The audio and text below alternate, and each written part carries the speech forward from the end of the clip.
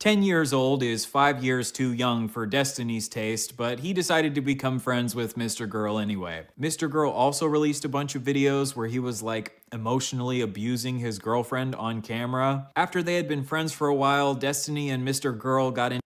What is going on, dude? What the fuck is happening?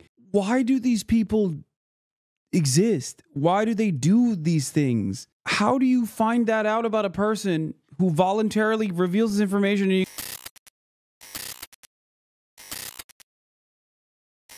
you know, we'll get back to more tariff-related issues in a little bit, but for the time being, this. So while some people who mostly are drama YouTubers were focusing a lot of their efforts and you know, all of their free time and maybe even family time on making a nuke about yours truly, because I, you know, leased a car, bought a house for myself and my family, and also am uncompromisingly pro-Palestine, which are all unacceptable. Ryan Beard was actually compiling at least some of the details of a person that I consider to be a fairly large menace in the live streaming sphere. Okay. His name is Destiny, also known as Sex Pestiny, also known as Epstiny, the leader of the Diddy G clan. Let's take a look. I don't wish to bring anybody any more harassment than they've already received. I'm going to issue multiple trigger warnings for sexual abuse, harassment, and the like before we move into this. He's the one that's brainwashed my brother, not you, Lamau. Yeah. But you have to understand, I don't wish to bring anybody any more harassment than they've already received, but you have to understand that at this point, I'm kind of being pushed into playing my entire hand. There will be no vague allegations today. There will be no mentions of only mushroom clouds. I went with the title, Kethels, a case study on internet terrorism and mass media manipulation. This is going to be a cataloging the past year, demonstration of what happens when communities fail to hold their own members responsible, and what comes of the belief that there are no bad tactics, only bad targets. That's crazy. Isn't this verbatim what him and Dan Saltman said about unleashing like complete warfare upon Twitch for the crime of initially banning Destiny and then also not banning me, even though Twitch has banned me in the past, but simply not banning me for my coverage on Palestine. Interesting that he's using this. It's going to be a careful documentation of lies. I'm not running around screen sharing people's nudes. I'm not having secret recordings to be in my apartment. Bro, I'll talk about anything all the time ever. Are we serious? So then the question stands, did you Lauren Southern? Scams. Every single person on the internet that is pushing NFTs is just trying to find a bigger sucker. You can basically buy and sell, or you can buy and sell like Twitch clips, and you get an NFT that you can get autographed by the streamer. And you know what? If you buy it, I can go right up here and click autograph, and I can sign whatever NFT you want me to sign. Okay? Threats. I think one of the funniest copes from Destiny's Cult was on the NFT stuff, where I think their defense of that was, well, he just thought it was like a fun, cute thing that people can buy, and it wasn't to actually make money, when originally his argument about NFTs was that if you're going to buy it to make money, then you're stupid. It's like, no, dude, he knew it was a fucking scam, and, you know, he copped the bag anyway. That's it. It's just like an insane... To me, I feel like this demonstrates... To me, this demonstrates like messaging discipline. I think their Discord got an alert. You shot up 6K in 1 minute, probably. To me, this demonstrates messaging discipline, right? It demonstrates that you have designed your community in a way where you just straightforward have a cult-like attitude where no matter how obviously hypocritical your actions may be, you still have loyal soldiers and servants that will go out and push your message on these issues, and are firm and committed believers in whatever you put out there. Like, they are more loyal to, I think, Destiny's ideology, whatever it is at any given moment, whatever he's presenting himself as a believer of, than he himself is, than Destiny himself is. Okay? It's troublesome for sure. Doxing. I literally just doxed that girl. The one that tried to throw egg on me like a week or two ago. Like, I don't give a about like doxing. And an utter lack of accountability. Melina recently confirmed that the tapes leaked by Destiny's former Jesus Christ. girl were shared by Destiny without her consent. Good one, nice. If she has no legal recourse. I've got a whole bunch of super chats for you, Wick. Ready? Okay. Over the years, I've worried about the types of tactics endorsed by progressive communities. The uncomfortable distorting of narratives. Honestly, I'm pro-genocide. Like, it sounds really but like, I think that Israel should just drop its borders about where it is now, and basically Palestinians can go live in another place. That's really but like, that's about where I'm at. The grotesque shape-shifting of facts. Let's say there's a person that's like 30 years old and tries to like randomly set like 14-year-olds and 15-year-olds. That wouldn't be, I don't think that would be considered grooming. The general inability to hold themselves to a decent standard of behavioral conduct. The rioting stop.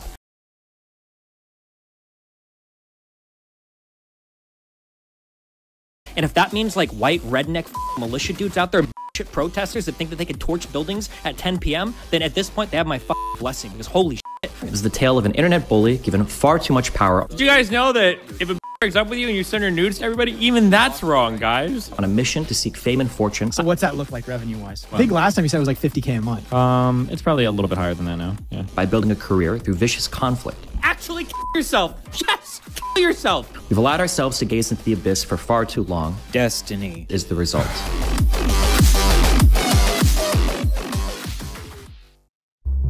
On January 8th, 2025, the streamer Destiny's ex-wife Melina accused him of sharing pornographic videos of her without her consent to a 19-year-old young woman over Discord. Something I can't, like, I'm not gonna go into detail of anything, but there's plenty of people that's wondering this, but I feel like this should be obvious. Nothing has happened with consent with anyone, not me and not anyone else. Like there's been no consent. On January 21st, 2025, one of Destiny's close friends named Pixie accused him of also sharing pornographic videos of her without her consent. Destiny later revealed that this 19-year-old he had sent these pornographic videos to had allegedly been hacked, leading to these videos being leaked on the internet. I think a friend of mine's account from that I talked to like 3 or 4 years ago ended up getting compromised, and you know, sometimes you just gotta roll with the memes.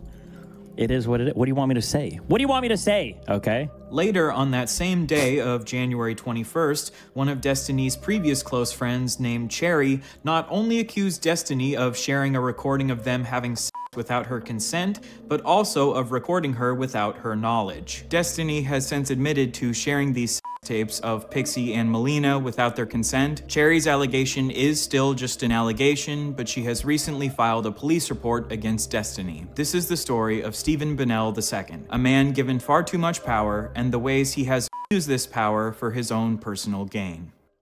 Hi, so this video has been a long— How is this community still existing in any form after this much? Because it's a community that thrives on conflict, you know? What? Oh, dude, sinking low here. Probably won't respond. This isn't worth stream time. Just send to the feds. Okay. Long time coming. I've been slowly— Anyway, there's a couple different reasons. There's a couple different reasons for why.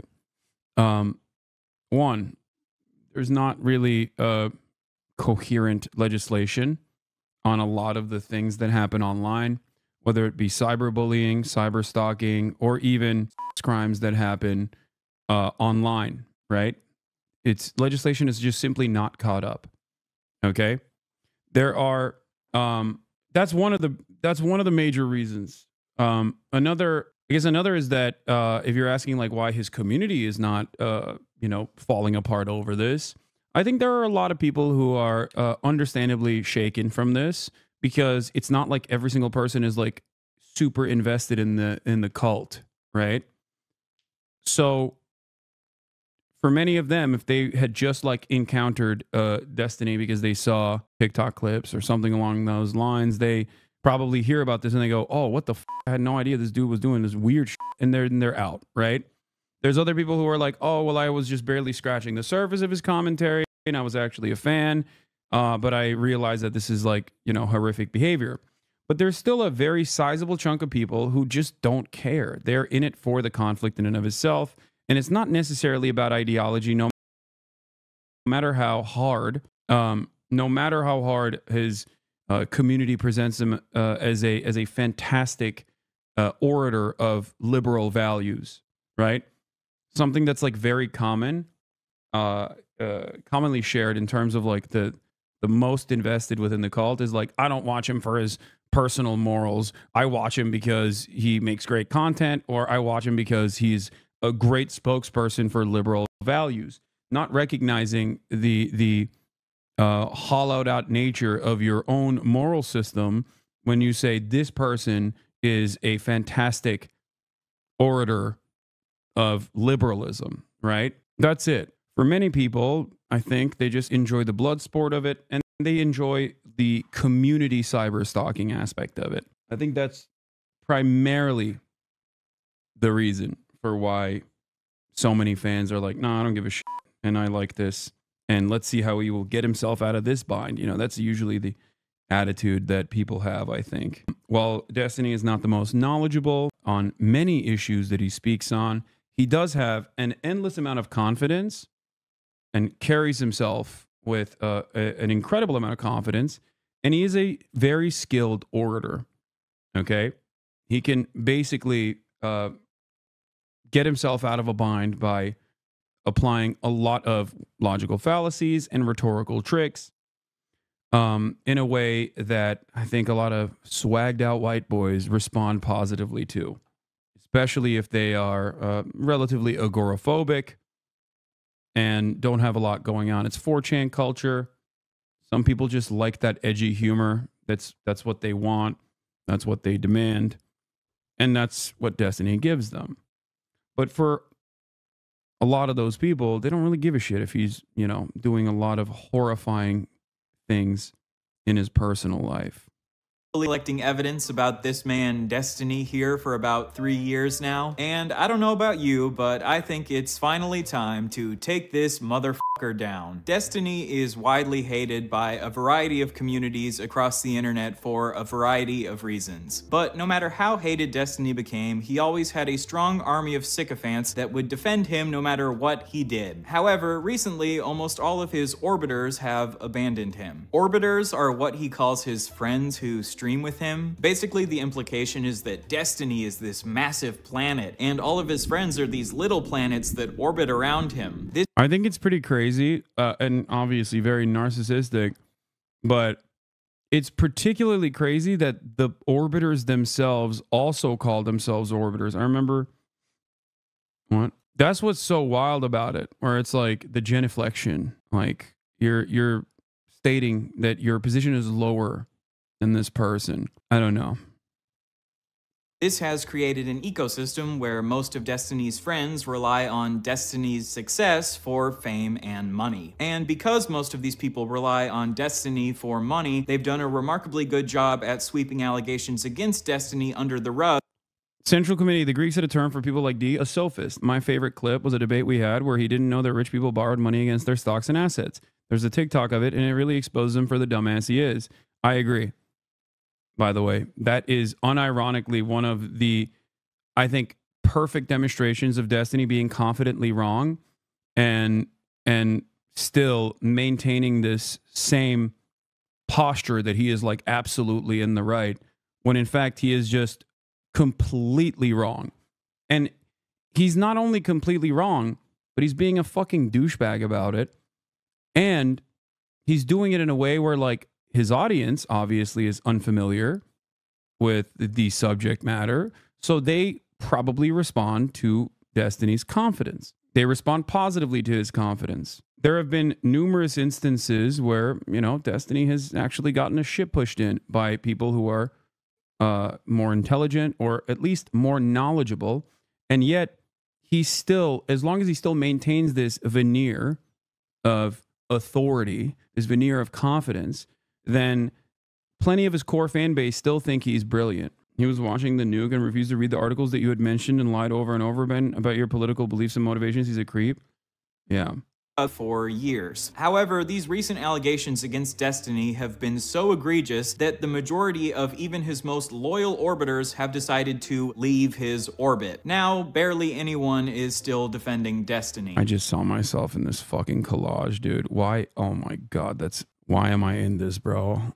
Like, these guys also have this, this attitude that like everyone that Destiny has encountered ever in his streaming experience is a part of the lore, a part of the Destiny expanded cinematic universe, whether they consent to it or not, you know? I mean, there's been a lot of people in and out of his life, lol. That's what I'm saying. But it's like wild to still act like these people are a part of the lore, or still a part, or even to act like it's lore anyway.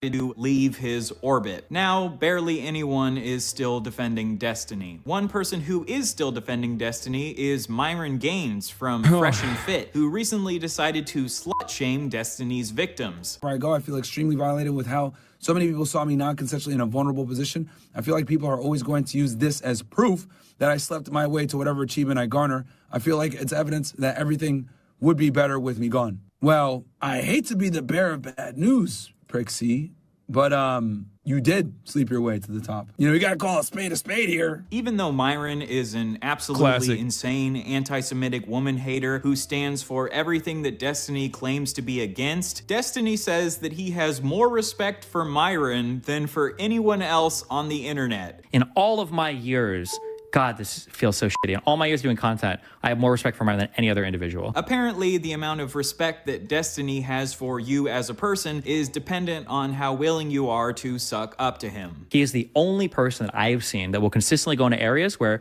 there's so much like laughing and jokes and fun times to be had right here if he was shit on me, but he doesn't. He won't do it. I have some level of empathy for Destiny's orbiters because it is difficult to be stuck in a position where you financially rely on someone who is not a great person. But I have basically no empathy for Destiny because I believe that Destiny is a massive piece of shit, and I will hopefully demonstrate why I feel that way in this video. In this video, I will go through nearly every harmful action that Destiny has committed over the years, and then allow you to come to your own conclusions on whether or not you think this is a person who deserves anyone's admiration or respect. Before we jump into Destiny's actions from across the years, I think I should take a little bit of time to dispel some possible well poisoning that Destiny or his community DGG could try to attack me with. The first accusation they might throw at me is that I'm obsessed with Destiny. This is an accusation they like to throw at anyone who criticizes Destiny. Personally, I don't think it makes me obsessed with Destiny that I've been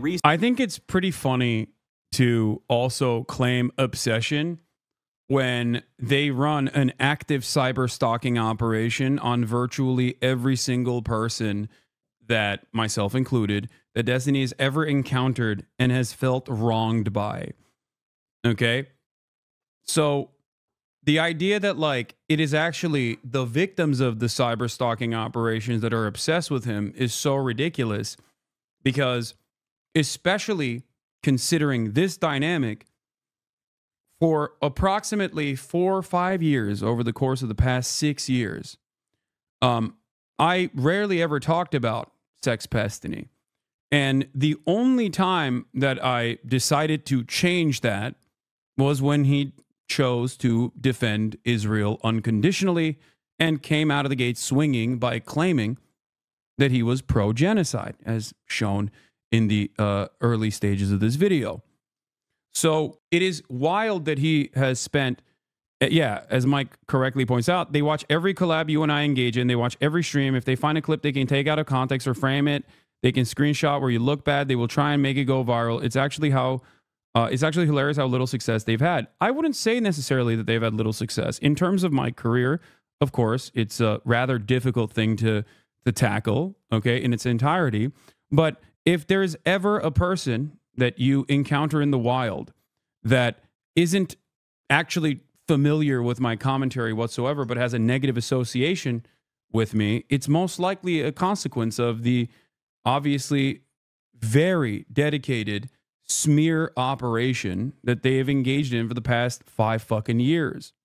So there is some level of, there's some degree of success on that. Although, of course, it's not that successful. But yeah, they do this to every single person that they feel has wronged Destiny, including, but not limited to, someone like Ludwig, where they made a 20-minute long documentary about all the times Destiny was cool, because Ludwig, in a single tweet, said that Destiny had bad vibes.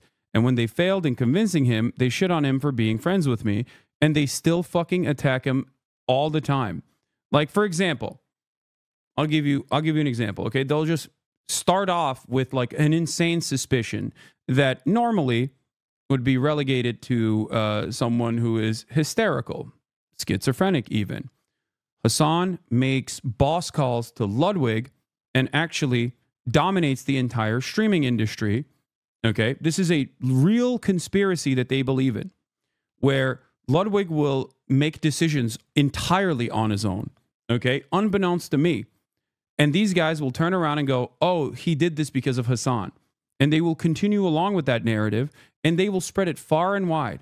So randomly, underneath any fucking like thirst talk or any kind of like new person being like, oh, I just started watching this Hasan guy, I really like him, you'll see a number of different insane conspiracies dedicated to me, including but not limited to the thing that I was mentioning.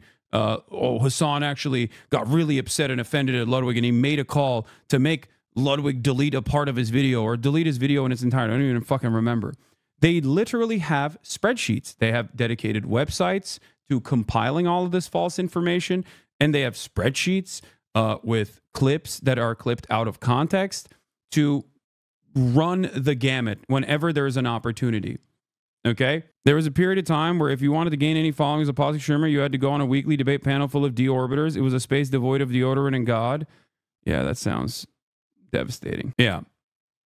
Members of his community have also doctored images from this chat, created websites with doctored images from this chat. I mean, as recently as a month or so ago, his community literally compiled every single chat message in this, on every single chat message in this chat, and claimed that like the moderators were not doing a good job, and myself were not doing a good job banning people for anti-Semitism.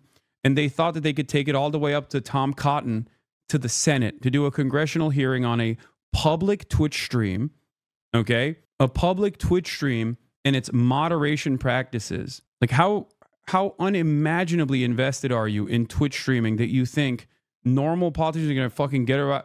Like they're going to talk about like the moderation of one particular community where anyone can talk at any given moment, and there's 30,000 different voices that are chiming in here from all different backgrounds. Not every single person is a fan of mine, for example. Like that is delusion, pure and utter delusion. In the grand scheme of things, I am a nobody, okay? I'm nothing. The idea that I have this awesome amount of power is something that a lot of these people have inflated in their own heads. This is their own personal estimation, and I think they're wrong. I actually used to be the head mod for the channel that Rando's Hippy Dippy. I left when he started having Dion a lot, but anytime he was in chat, it became nearly impossible to moderate and extremely toxic. Yeah.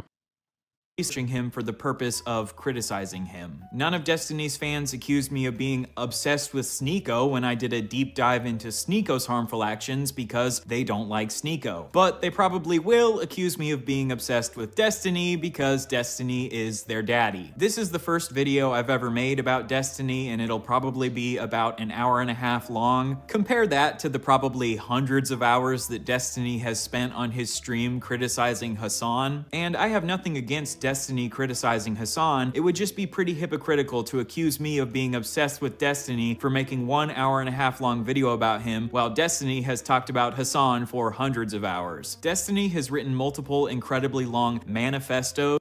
That's the other thing that like, I just truly don't understand. It's the easiest thing to show. I have like what, 4 or 5 total videos with about Destiny in the past 6 years, or not 6 years. I used to collaborate, as you guys know, with Destiny. But, you know, since I cut ties, I think a total of 6 videos in the last year, in the last 2 years.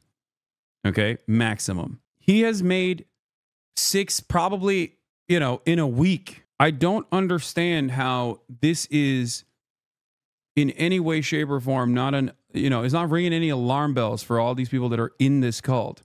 But yeah, as someone that I read the comments from that was like a former Destiny community member, he has so thoroughly poisoned the well for someone like myself that there is no world in which his community, even if they hate him now, will ever turn around and go, maybe I was a little deluded about the way I feel about this random fucking dude.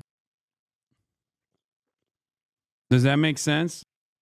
Criticizing creators like Vosh, Keffels, and Bob7, who Destiny believes have wronged him over the years. Although I find the label of manifesto a bit cringe, I see nothing inherently wrong with Destiny writing manifestos to chronicle the bad behaviors of these creators. So, in the same way, I guess this will be my manifesto against Destiny. And if you have an issue with me making this manifesto, I hope you will stay logically consistent and also criticize Destiny for making manifestos about Vosh, Keffels, and Bob7. If I had to predict how Destiny himself would respond to this video, he would probably respond with something similar to this tweet that he tweeted at me a couple years ago. You're hopping into a bandwagon of people accusing me of being a rape apologist because you're still upset that I bullied you off the internet a year ago. Don't play stupid. You know exactly what you're doing. To be honest, Destiny isn't 100% wrong here. I am jumping onto a bandwagon of people criticizing him, but I don't think that's an inherently bad thing to do.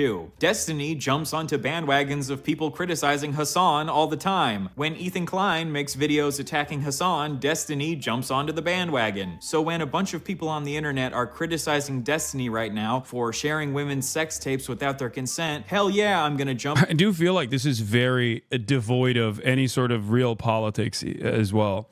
Like Ethan criticizing Hasan and Destiny jumping on the bandwagon is kind of wild because, you know, right now, what do you mean? Onto the bandwagon and roast the shit out of him. With the way the internet works, criticisms against someone are more likely to stick when that person is actively engaged in a controversy. This is just how the internet is. So yes, I waited to make this video until you were in a possibly career-ending controversy because I knew that this would make more people leave. Anybody who hates you, even if he doesn't like them, he will ride off into the he will ride them into the sunset. I mean, yeah. No, I mean, he literally did that with Sam Hyde, Nick Fuentes, numerous far-right figures. It's not like a secret.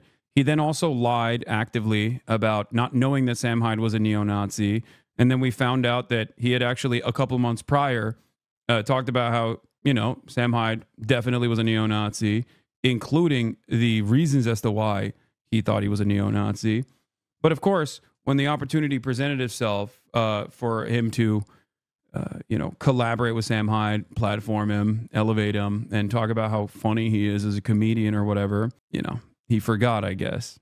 Jump onto bandwagons of criticizing people who are in controversies all the time. But now that the shoe's on the other foot, you're mad about it. All the other shit from all the other vultures and all the other communities that are like coming in trying to like make drama out of this, that don't give a fuck about any victims or any people involved, which is the majority of people. That's crazy that, I mean, it's pure projection, I think. Yeah, everyone is just trying to make drama out of this and don't care about the victims at all. And also, I mean, that's literally what Destiny has done his entire career. That's how he built an audience that's so unimaginably toxic. Don't give a fuck about any of that. I don't care about that. Another accusation that Destiny's fans like to throw at people who criticize him is that they're just doing it for money. Oh, you mean like how Destiny has made money from covering other people's controversies for years? What a dog shit argument. Yes, I'm gonna make money from this video because this is my job, just like Destiny makes money from criticizing other people because that's his job. But this video isn't just about making money for me. I genuinely care about raising awareness for the shitty stuff that Destiny has done. If you're gonna write a manifesto about Keffels and say that she needs to be held responsible for her actions, demonstration of what happens when communities fail to hold their own members responsible. I'm gonna do the same thing to you, motherfucker. Now let's focus in on this part of the tweet. You're still upset that I bullied you off the internet a year ago. You know what, Destiny? You are not totally wrong. Being bullied off the internet didn't feel particularly good because people don't tend to enjoy being bullied. Destiny and his community definitely have bullied me over the years, but I don't really care to relitigate my personal beef with Destiny. Destiny and his community weren't very nice to the suit-wearing fatty. Who gives a fuck? But Destiny, you don't get to criticize Keffels for being a bully. Internet get bullying. And then turn around and take pride in the fact that you're a bully. That is called hypocrisy. The fact that Destiny and his community have bullied me in the past probably is a factor in why I chose to make this video. And I would argue that the treatment that Destiny received from creators like Vosh and Keffels is one of the reasons he made manifestos against them. As much as I might want to, I am a human being and I can't fully separate myself from my own personal biases. And the fact that I have been bullied by Destiny and his community in the past does probably make me somewhat biased against them. If you feel like my personal bias against Destiny means that I'm not the right person to make this video, I respect that opinion and I encourage you to go watch a different YouTube video. But in this video, I'm going to try my absolute best to be as unbiased as possible and stick to the facts as much as possible. I am going to try my best to not view Destiny in bad faith, because I think even if you view him in good faith, he's still a piece of shit. I do feel like one of Destiny's tactics from across the years is to be incredibly mean to anyone he has a conflict with. So when that person eventually decides to make a video criticizing him, he can just write that person off as obsessive and just mad because he bullied them. As a supporter of yours, I'd appreciate if you address some of the points made in the Britney video. She seemed to be pretty fair, especially in her conclusions. I don't have time to address every deranged, obsessive video that's made about me. I still haven't watched the Britney video. Yeah. It's weird because he's done like 1,000 of these about me.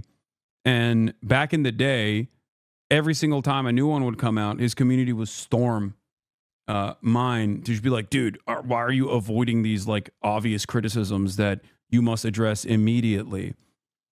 You know? I don't really understand it.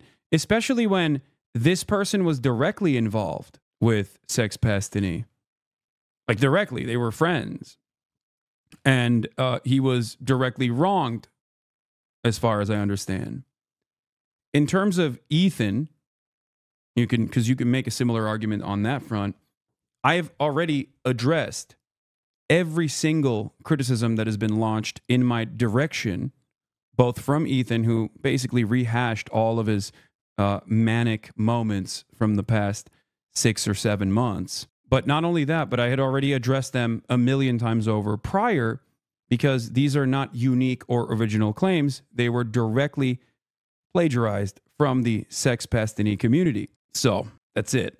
Just add this tactic to the long list of tactics that Destiny and his community use to deflect criticism from themselves. The last criticism that Destiny and his community might make against this video is that I'm bringing up a bunch of old news that Destiny has already addressed. While that might be the case for some of the things I talk about in this video is not Chuck Dies, thank you for the 25, get the subs. Being made for Destiny's community. I'm making this video for the broader internet, and the majority of the broader internet doesn't know about all of these past controversies that you might consider old news. Contrary to what you guys might believe, the entire world does not orbit around Destiny. If Destiny is going to be interviewing potential presidential candidates like Marianne Williamson, then I think the broader political community deserves to know about Destiny's past actions. Destiny has said before that he has nothing to hide, and people can't It's actually truly shocking that it has taken this long for enough people to come out and be like, this is it, I'm done.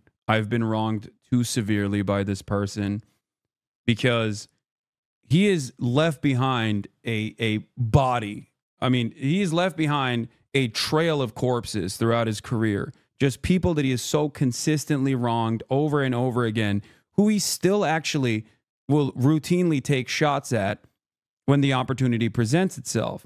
His community considers this burning bridges. They consider it to be content, right? And the only thing that I think has kind of kept a lot of people from coming out and being like, dude, what the fuck are you doing?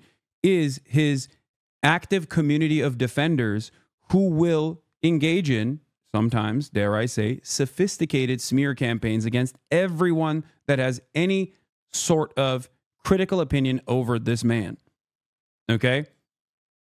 Like an unlimited amount of harassment, DDoSing if the opportunity presents itself, mass brigading, following you everywhere you go online, making it so that you are seen as like a toxic individual, trying to separate you from your real life friends by consistently smearing people that you collaborate with. And he's been able to keep this together by actively gaslighting his audience and maintaining the presence that he's doing this for some higher liberal purpose. And some people, I think, believe it. Some people, I think, recognize that as a true thing. There have been instances of physical harassment that Frogan has withstood. There have been instances of even someone physically coming up to me in the real world as well at the DNC. If you recall, the I'm shaking moment from the dude who was in the Destiny Discord, the Diddy G person that we found out was quite racist, as a matter of fact. He came up to me while I was live streaming at the DNC and said, "Destiny made you," and then ran away instantly before I could even comprehend what was going on. We later found out that he was actually fantasizing about what to say to me, and that he was openly talking about how he was shaking. Hasan is right there. I'm shaking is the thing that he said.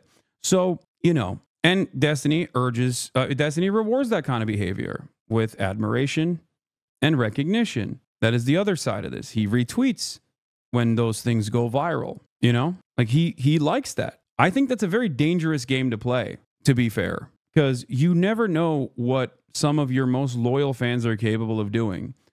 So if you play fast and loose with urging them into taking direct action in the real world, that is extremely dangerous for other content creators, and perhaps maybe even dangerous for yourself. There will be legal repercussions if they actually do something insane.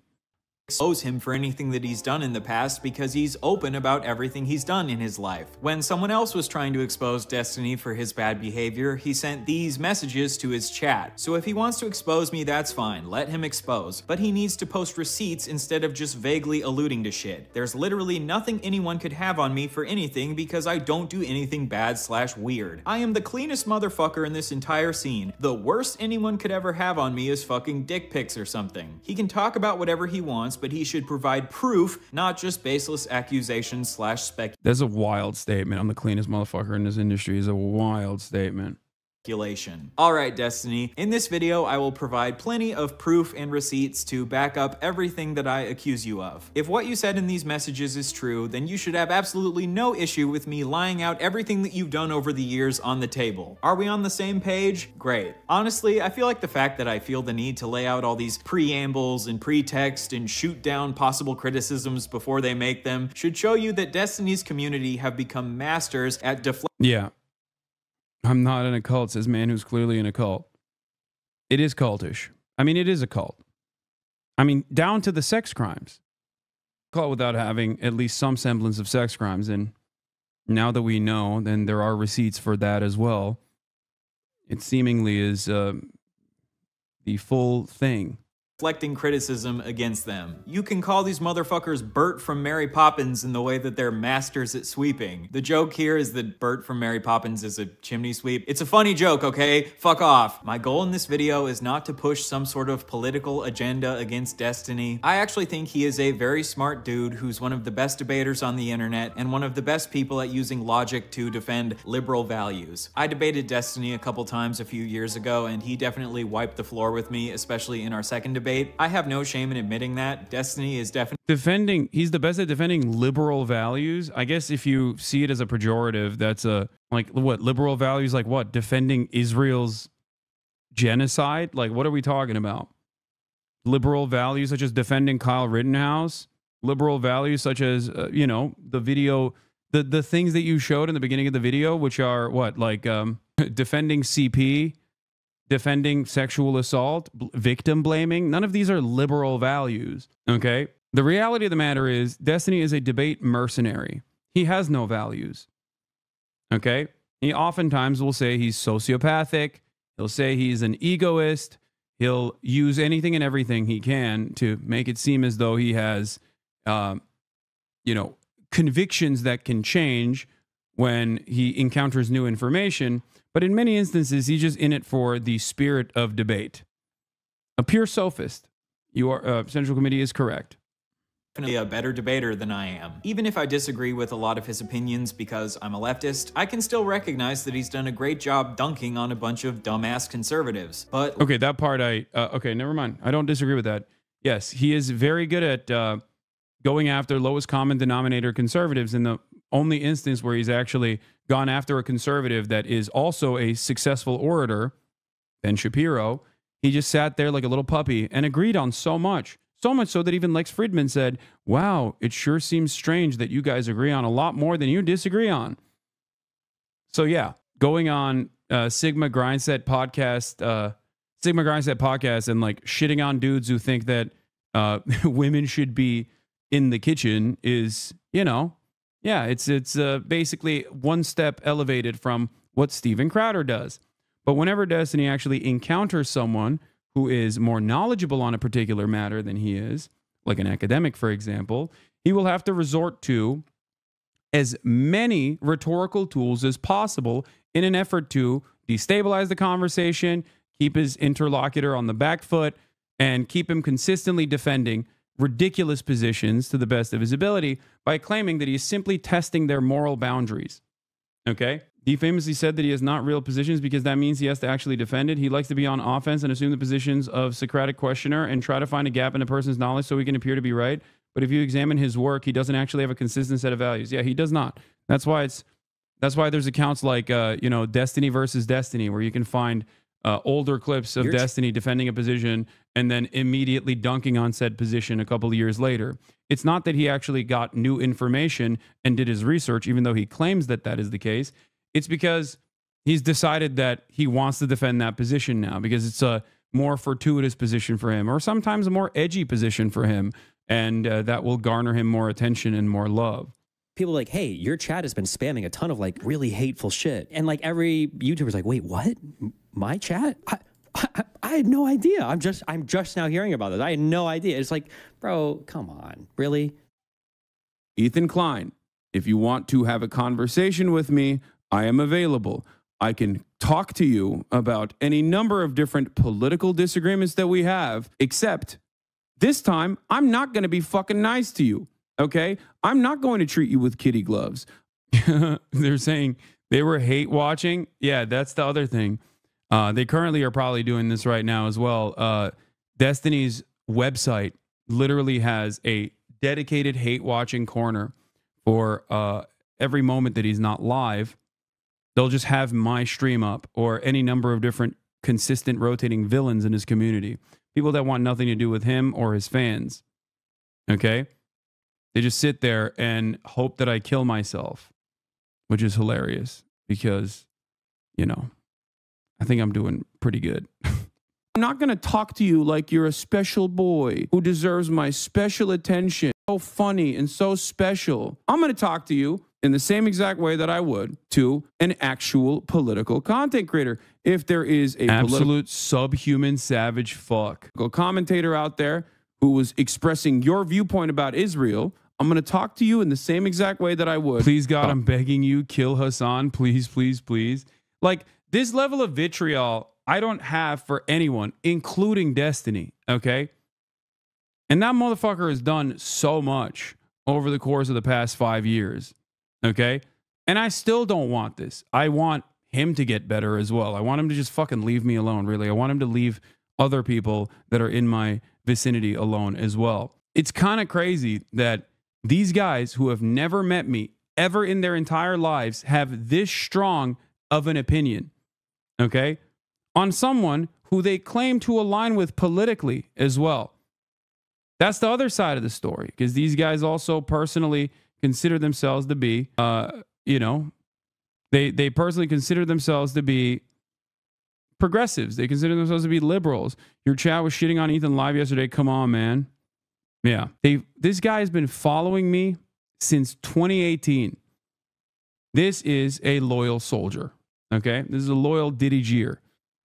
Probably came in here because, Destiny and I were friendly with one another and collaborating with one another. Okay. Left after we parted ways, only to come back sporadically every now and then to just come in and say, you suck. Probably currently hate watching. But the point is this. You don't know me. I don't know you. You shouldn't have these feelings for anyone. Okay? Or if you have this level of strong feelings for someone, they probably shouldn't be aligned, at least ideologically, with you in meaningful ways. You must ask yourself why you've gotten this angry over a dude you've never met that you've only seen online. Okay? Like, the only group of individuals that I've seen this level of vitriol from, that I've received this level of hatred from, are fucking neo-Nazis online, and I get why they feel that way about me. You know what I mean? But it's just no different than the unhealthy obsessions that you see in any other stan group. Okay? But at least, like, K-pop has some decent output. You know what I mean? They make, like, cool music and shit. I just will never understand being this level of parasocial for a dude who just, like, is super toxic and tries to humiliate every single person that he talks to and is very confidently incorrect regularly. So when you also repeat those statements that you hear from him and you regurgitate that, you also end up becoming confidently incorrect.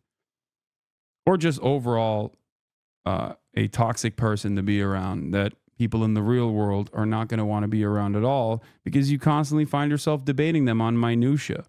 Them, okay? So if you think that I'm afraid of you, I think you and I both know that that's not the case. I think you and I both know that there's a reason why, despite the fact that you and I have very similar enemies, some of which you've turned into your friends, even after they got, you know, unfortunately they got out.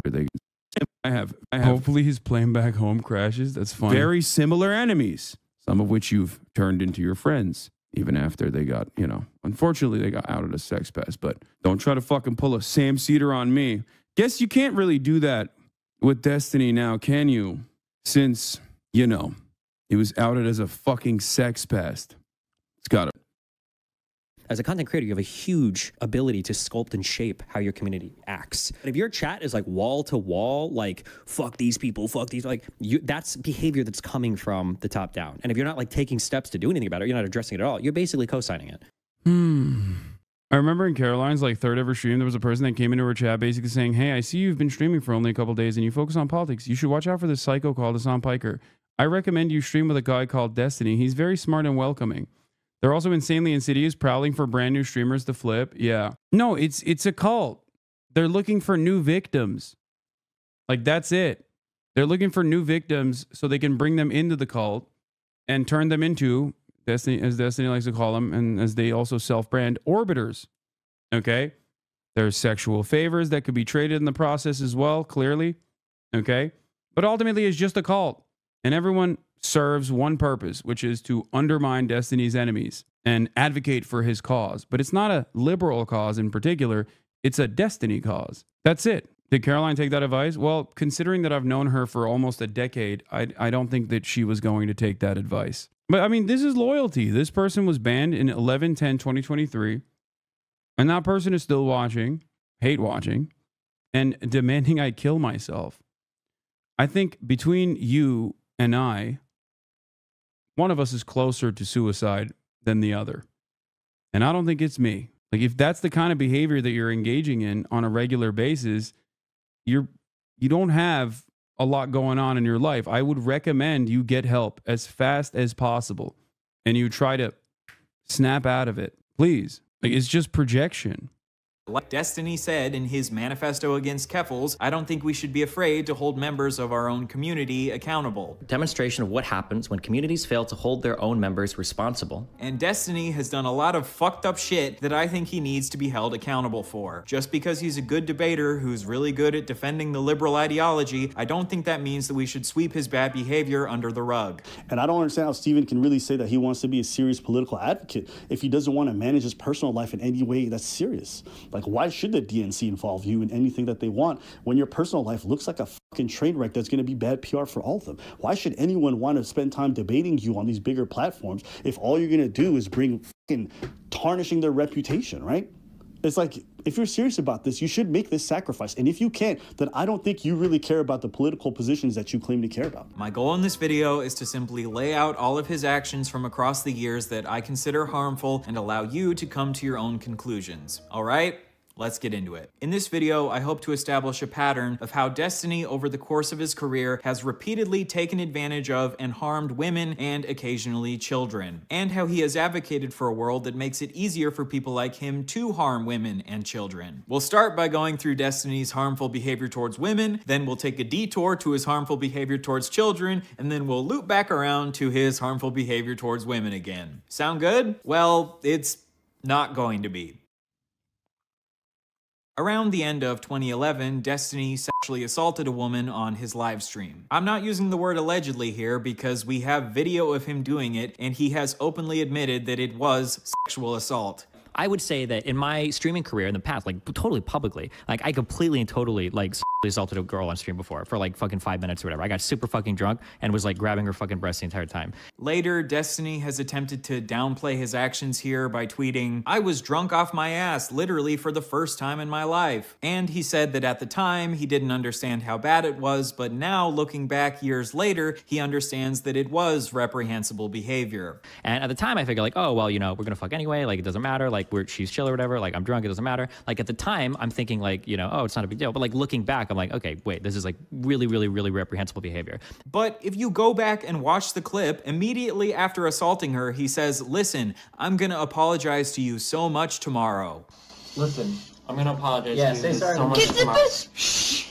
Why would you need to apologize to her tomorrow, Destiny? Is it maybe because you understood that what you were doing was wrong? To me, this shows that even in his incredibly drunk state, he knew that what he was doing is wrong. And obviously, being drunk does not absolve you of your actions. Otherwise, we wouldn't criminalize drunk driving. You've come here to this stream to defend drunk drivers to me. This is a common tactic with Destiny where he'll half take accountability for something, but half try to downplay it by saying, "Oh, I was so drunk at the time. Oh, I didn't understand how bad it was at the time." But I'm calling bullshit. You understood that what you were doing was bad, even back when you did it, because you were an adult, not a baby. According to this woman, Destiny has never directly apologized to her, even though she would like him to. She acknowledges that he has indirectly apologized on his stream, but my question is, did he apologize? I would bet anything if you DM'd him to come on stream, he would bring you on to talk about it. Dude, it's like this is what I mean. This is what I mean in terms of like his fan base and the way that they operate. Like everything's content. It's like, oh, just come on the stream. Come on the stream. And he'll apologize for it publicly. Would love an apology. I don't think he ever will, but everyone that is there, hell, even the stream viewers could see we didn't make him drink. We were all drinking, and it wasn't a pass to grab anyone on live stream. The whole trip was odd. He has apologized on streams and such indirectly. It's fine. I know he regrets it. It's just crazy. It's like, hey, come here. Debate him about whether or not your sexual assault was that bad. You know? It's ridiculous. Weren't you just saying that about talking with Ethan?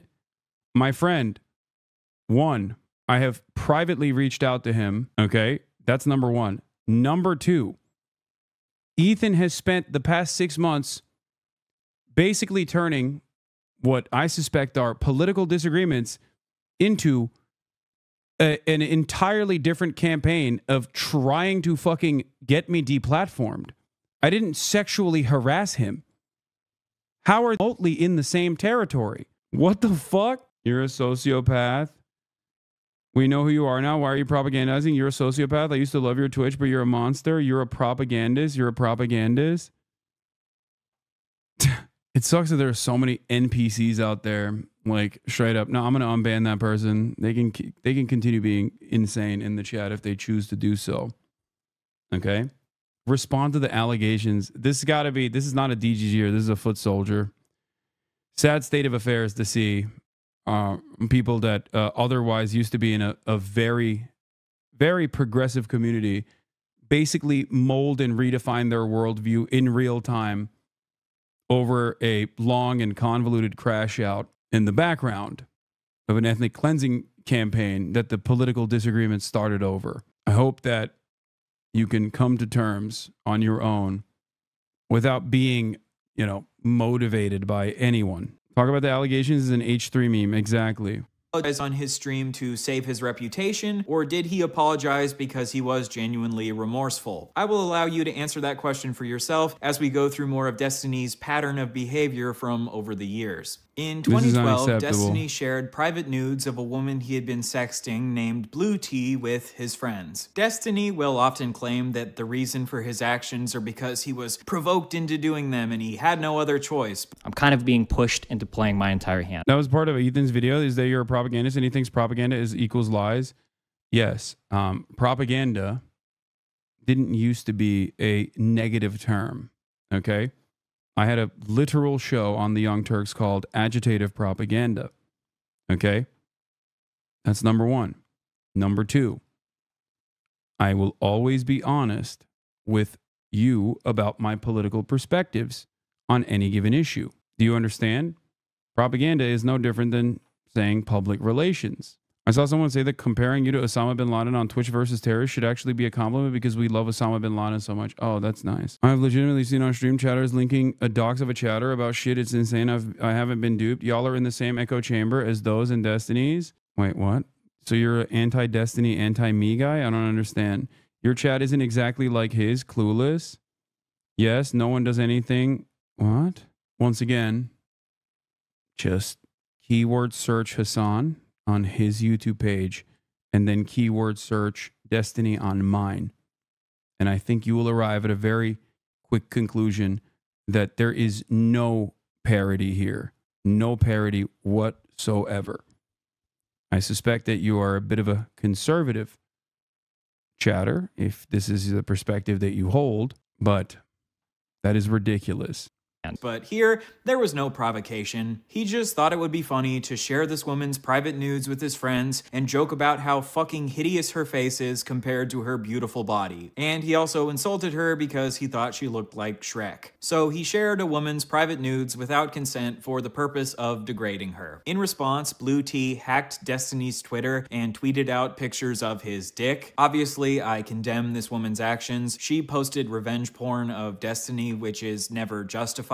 But don't forget that the situation that provoked this was Destiny maliciously sharing her nudes without her consent. On Reddit, Destiny replied to her by saying, "Oh my God, you're doing it again. You use genocide when challenged so the other person can't press you." He's talking about Gen again. OME, you always somehow bring up genocide as soon as you get challenged. In the context of myself and Ethan Klein's disagreements over Israel, yes, genocide is the main issue. This is not a simple deflection. And I think the quicker you understand that, the easier things will be for you.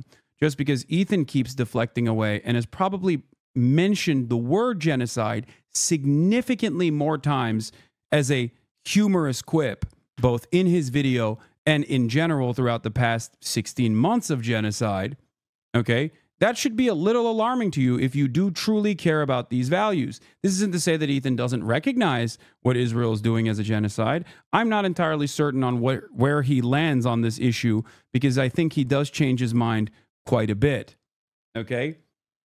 My conversation or my argument surrounding Ethan was that it was pathetically selfish to basically look at hundreds of thousands of people dead underneath the rubble, cholera outbreaks, famine, entire city blocks destroyed, and look at all of that and say, but what about my feelings?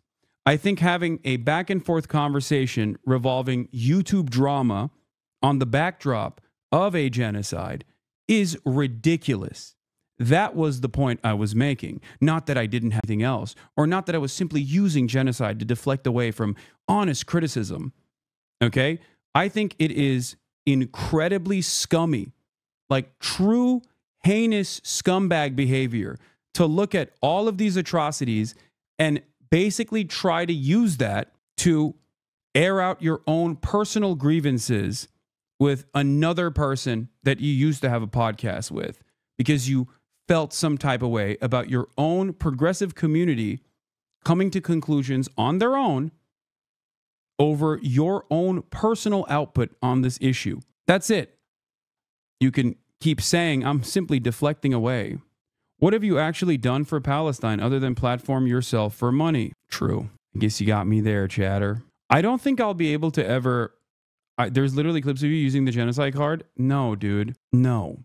What you're referring to is Ethan cynically clipping shit to make it seem like I'm saying, oh, I just can't talk to Ethan. I'm too scared of him because there's a genocide going on, and not what I just described to you.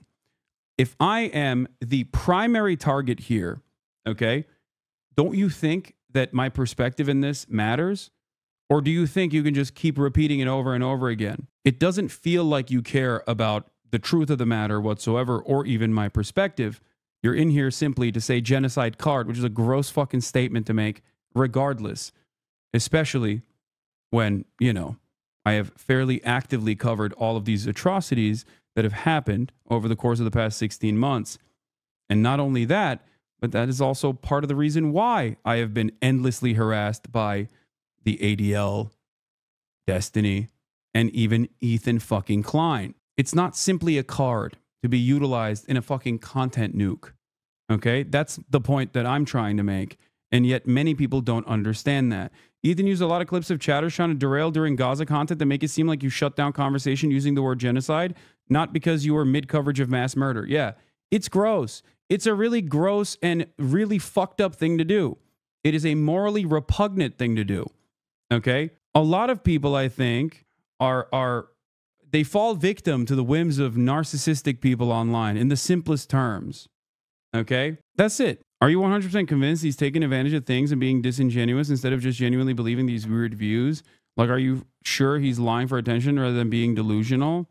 No, I mean, I think there's a little column A, little column B for sure.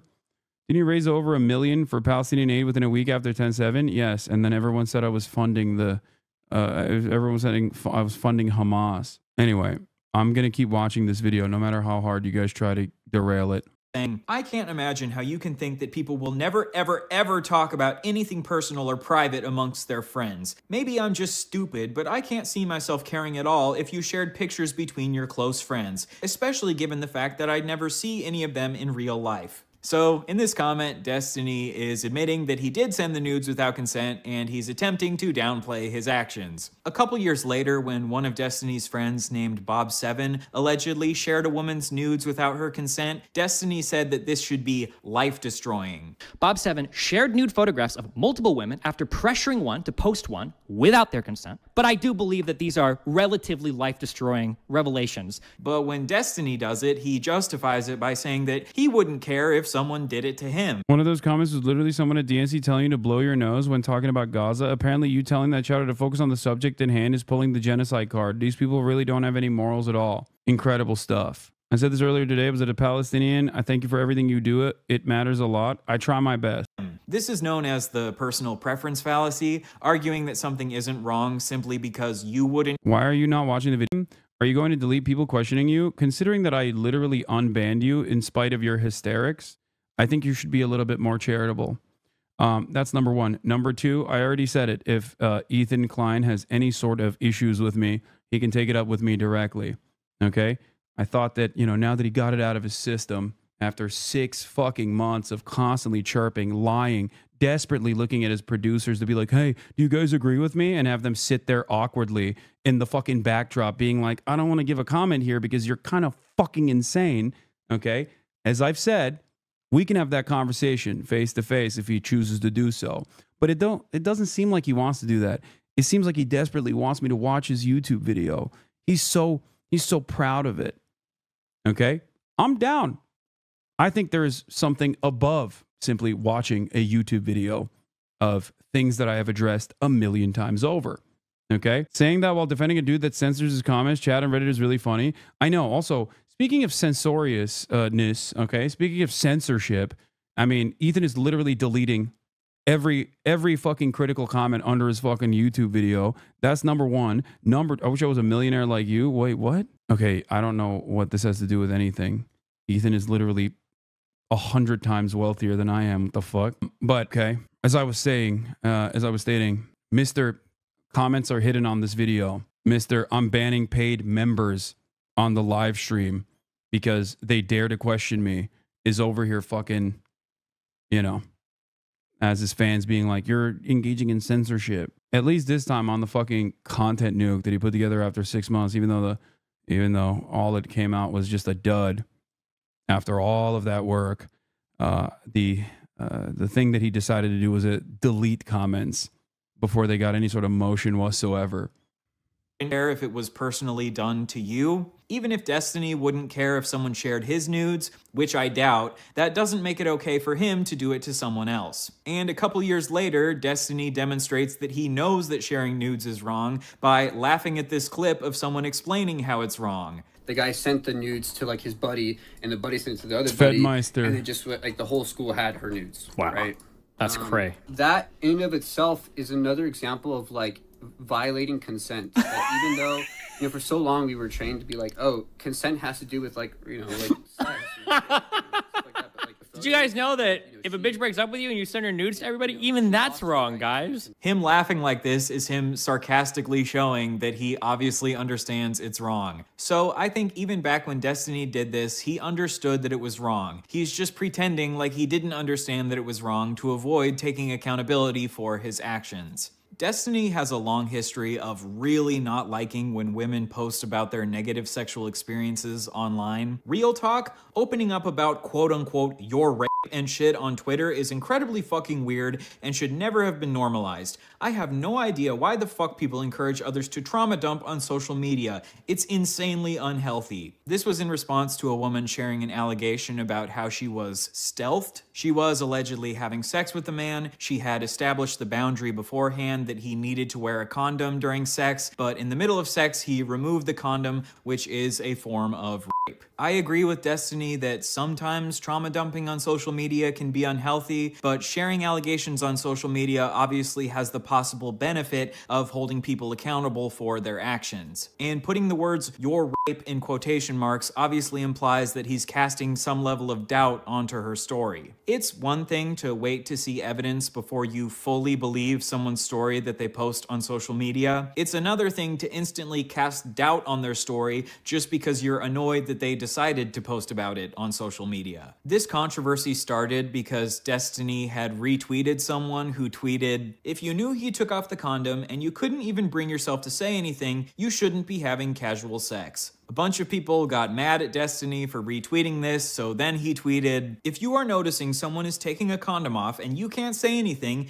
you probably don't have the emotional maturity to engage in sex. You should probably just grab a caretaker or something and stick to masturbating to furry porn. Sorry." People got even more mad at this tweet, so then he tweeted, "Sorry, I want to apologize for my last tweet. You should treat every single woman you come across like a child who's incapable of voicing an opinion about literally anything. Ideally, you would bring her dad along to every fuck so he can guide her through the process." First of all, she did clear before sex. She just struggled to reassert her boundaries when this man started raping her because this made her so uncomfortable. I agree that if you struggle to reassert your boundaries during sex, this could make it more likely that you would end up being harmed during sex. And we should obviously encourage people to assert their boundaries during sex as much as they possibly can. But rather than show empathy for women who struggle to tell men to stop because they're so terrified while they're being raped, Destiny decides to insult these women's emotional maturity and call them retarded children.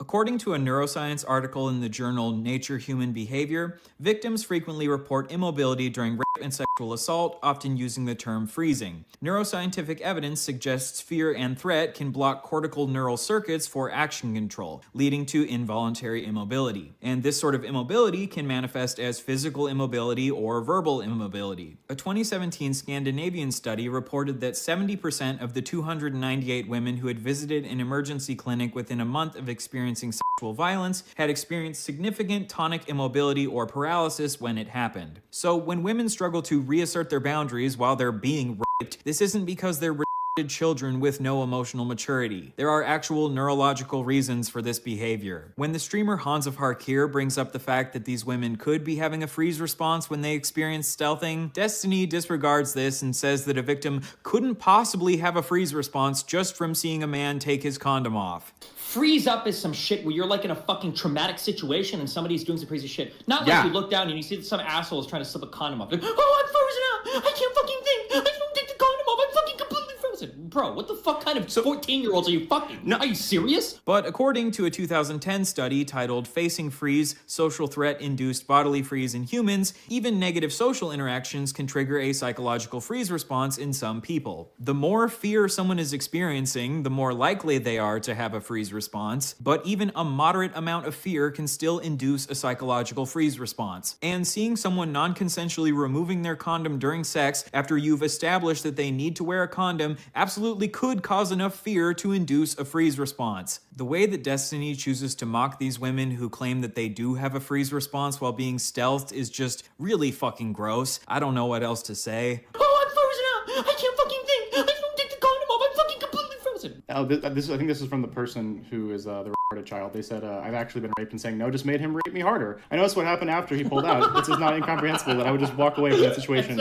It sounds like she needs to stop having casual sex. To be clear, I don't think that Destiny is saying it's okay to stealth people, but I do think he is choosing to mock women for something that is outside of their control. Obviously, women do have some level of control over reasserting their boundaries during sex, and we should always encourage people to assert their boundaries as much as possible. But if someone is struggling to reassert their boundaries because of a freeze response when someone is raping them, maybe we shouldn't call them retarded children. After this controversy, the absolutely brilliant trans activist known as Keffels decided to make a false allegation against Destiny. She claimed that Destiny himself had stealthed a woman. Oh yeah, meanwhile he stealths people, which is legitimately a form of rape. Insane. As far as we know, this is totally untrue. Destiny himself has not stealthed a woman. He was just a massive asshole to a woman who was stealthed. To give Keffels credit, she did acknowledge soon after this that she was wrong and Destiny actually didn't stealth anyone. Wait, I don't... This is wild because, like, rarely ever do you have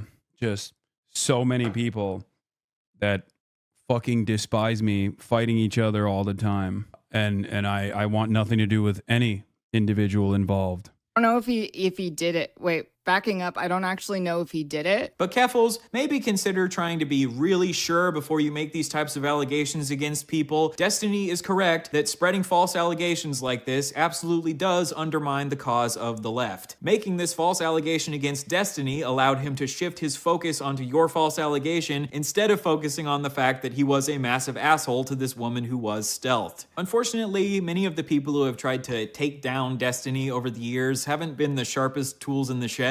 Speaking of tools in the shed, let's talk about the time that Destiny tweeted that he hopes a woman is raped to death with a shovel. In 2015, the porn star Stoya tweeted allegations that the male porn star James Dean had raped her. This tweet really upset Destiny because, as we've established, he really does not like it when women talk about their negative sexual experiences online. Jesus, why not file a fucking police report instead of tweeting this? You're fucking disgusting. What a fucking idiot at Stoya. Stephen Bennell, why don't you write us a long list of everything you feel a survivor of rape should do? Then I'll use it to wipe my ass. Survivor of rape. It's rape, not murder, not beheading, not a fatal car crash. Everyone survives rape. Get over it. What's really interesting about this also is that this community has routinely relied on radfems to fucking haunt my ass, basically, by bringing up I went to a brothel that was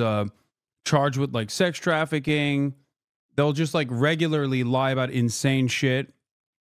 They'll say that they'll always use that clip where I'm talking about the anti-woke pro-rape college that Republicans send their daughters and sons to, saying that if these guys want to voluntarily go to the rape school, it's better to just keep them contained at the pro-rape school rather than have them run rampant on every college campus, claiming that that is me saying Hasan wants rich women to be victims of rape. And people see those things and not realize that it's coming from the community helmed by this fucking asshole and just get up in their feelings. It's so easy to manipulate large groups of people and get them to be on board with a fucking cause. It's crazy without anyone ever doing like their due diligence.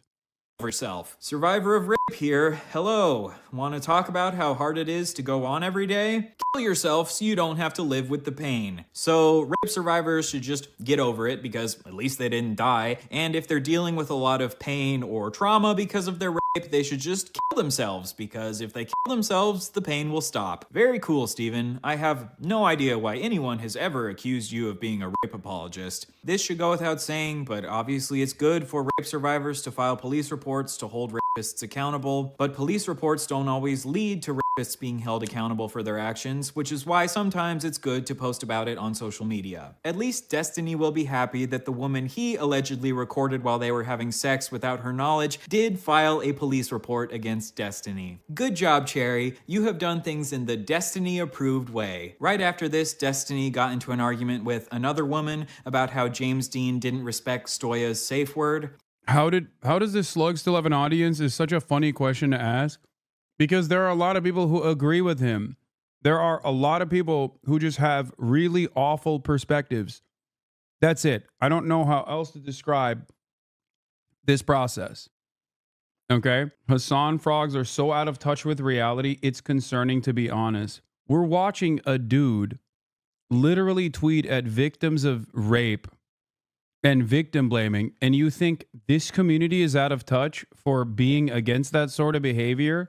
Are you okay? Why are you voluntarily defending this, what you're seeing Stephen on Bennell, screen? ignoring a safe word and not stopping when someone asks is ignoring consent and is rape. Go fuck yourself. Kill yourself, you fucking cunt. I hope you get raped with a fucking shovel until you bleed out your fucking vag and die. Holy. This right here is probably the most violent, vitriolic language that I have ever seen Destiny use in his entire career on the internet. And it just so happens to be in response to women talking about their negative sexual experiences. My question after seeing all of this is, why does Destiny have such an intense hatred for women talking about their negative sexual experiences on the internet? Is it because he just cares so much about these women and he doesn't want them to harm their own mental health because trauma dumping on the internet can be really damaging for them? Or is it maybe because a culture where women feel comfortable coming forth with allegations on the internet can lead to women like Pixie and Cherry and Melina coming forth with allegations against people like Destiny, exposing them for being massive pieces of shit? I will again allow you to answer that question for yourself. We'll get back to Destiny treating women like shit a little bit later on, but now let's pivot to Destiny harming children. For some strange reason, a lot of people like to label Destiny here a pedophile. So in the next section, we'll get to the bottom of whether or not Mr. Bennell here really is a certified EDP 445. Is Destiny really a pedo, or are these just false, slanderous allegations meant to try to dethrone the debate bro king? Let's find out.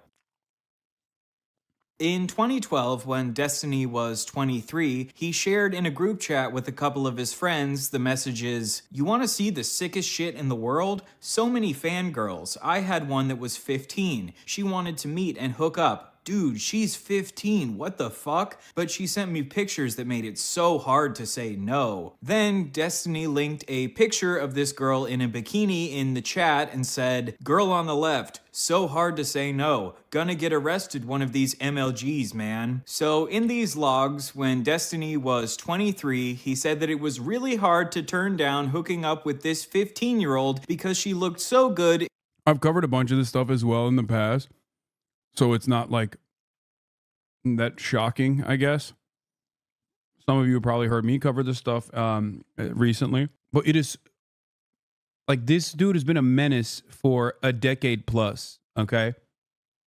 A decade plus. In this picture of her in a bikini, he then of a child with his friends and said that he's gonna get arrested someday. Well, like I said, a woman just filed a police report against Destiny, so we'll just have to wait and see if his prediction comes true. A couple years later, in 2015, when Destiny was 26, he shared in his chat, "I would fuck the shit out of that 15-year-old, what the fuck? There's no way that chick is 15. So now we've seen two separate occasions where Destiny says that he's attracted to 15-year-olds. Ironically, this conversation where he's sharing a picture of a 15-year-old in a bikini with his friends is the exact same conversation where he also shared that other woman's nudes without her consent. Sharing non-consensual nudes and sharing a picture of a child in a bikini in one conversation? What a certified Destiny moment. This is what we in the business call a Diddy-stiny party. A common defense that Destiny fans will give when he says that he wants to have sex with children is that he's just joking. For example, these tweets where he says, "You were hot at 10? Any pics? Check DMs.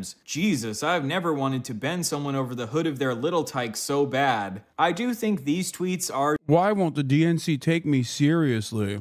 jokes, very strange jokes, but I don't think that him saying he wanted to hook up with this 15-year-old was a joke. You know that classic prank where you send your friends pictures of kids in bikinis and say how hot you find them as a joke? And to help prove that this wasn't a joke, here are some clips of Destiny doubling down on his attraction to this 15-year-old in a debate with someone named Mr. Medicare. Of course, of this chat log, I was talking with a bunch of other esports guys, and we were basically talking about how crazy the fucking jailbait is in the gaming communities. It's ridiculous. I think I said something along the lines of like, there are 15-year-old chicks that are like hot as fuck that will like try to send you pictures to like fuck you at events and shit. And it's like, you have to be really careful when you navigate that. So what is the admitting to jerking off to 15-year-olds then? What is that in relation to? I never admitted to jerking off. I think I just said like this, I think the log is something like this 15-year-old chick was trying to send me, or was sending me pictures of herself and she was hot as fuck. It's like really hard to like turn down some of these people. I think. Wait, how old was she? She said she was 15. So you did get pictures from a 15-year-old? Not nudes though. Sorry, I should specify. I think a couple pics of her like at the beach or some shit. But in swimwear? Yeah. So you're getting swimwear pics from 15-year-olds? Yeah, hell yeah, dude. This shit is fucking crazy. Shit is fuck. So in these clips, he says that some 15-year-olds are hot as fuck. And he admits to sharing a picture of this 15-year-old in a bikini to his friends. So is Destiny a pedophile? Well, he admitted that he finds some 15-year-olds hot as fuck, and he sent his... Well, his response to this would be, actually, it's a phobophilia. Pedophilia is being sexually attracted to a different type of minor, an even younger minor, which, you know, problematic for obvious reasons. His friends a picture of a 15-year-old in a bikini because he found her so attractive. A lot of arguments with Destiny about pedophilia end up getting wrapped up in semantic debates about labels instead of focusing on the facts of the matter. If you call Destiny a pedo for being attracted to a 15-year-old, he'll launch into a tirade about how, pedophilia is the attraction to prepubescent children and 15-year-olds are post-pubescent. So therefore, by calling me a pedo,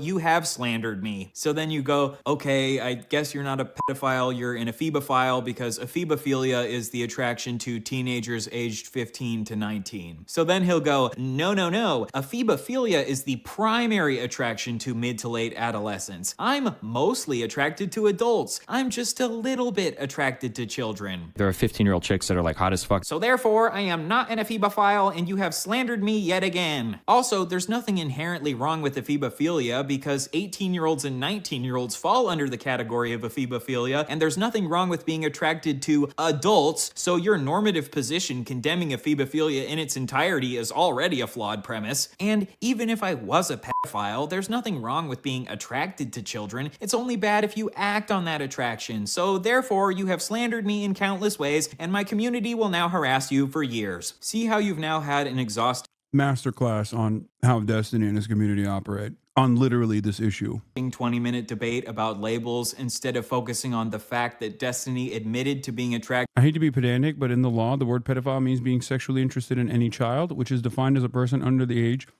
of majority, which is 18 in most states in the world. So calling them a pedophile is totally valid. To me, I think ephebophilia is basically a substitute term where you're just saying like, no, you don't understand. I want to fuck fuckable minors is what you're saying. So you still think like some minors are fuckable. Got it. That's still weird, dog. You're a weirdo. You know what I mean?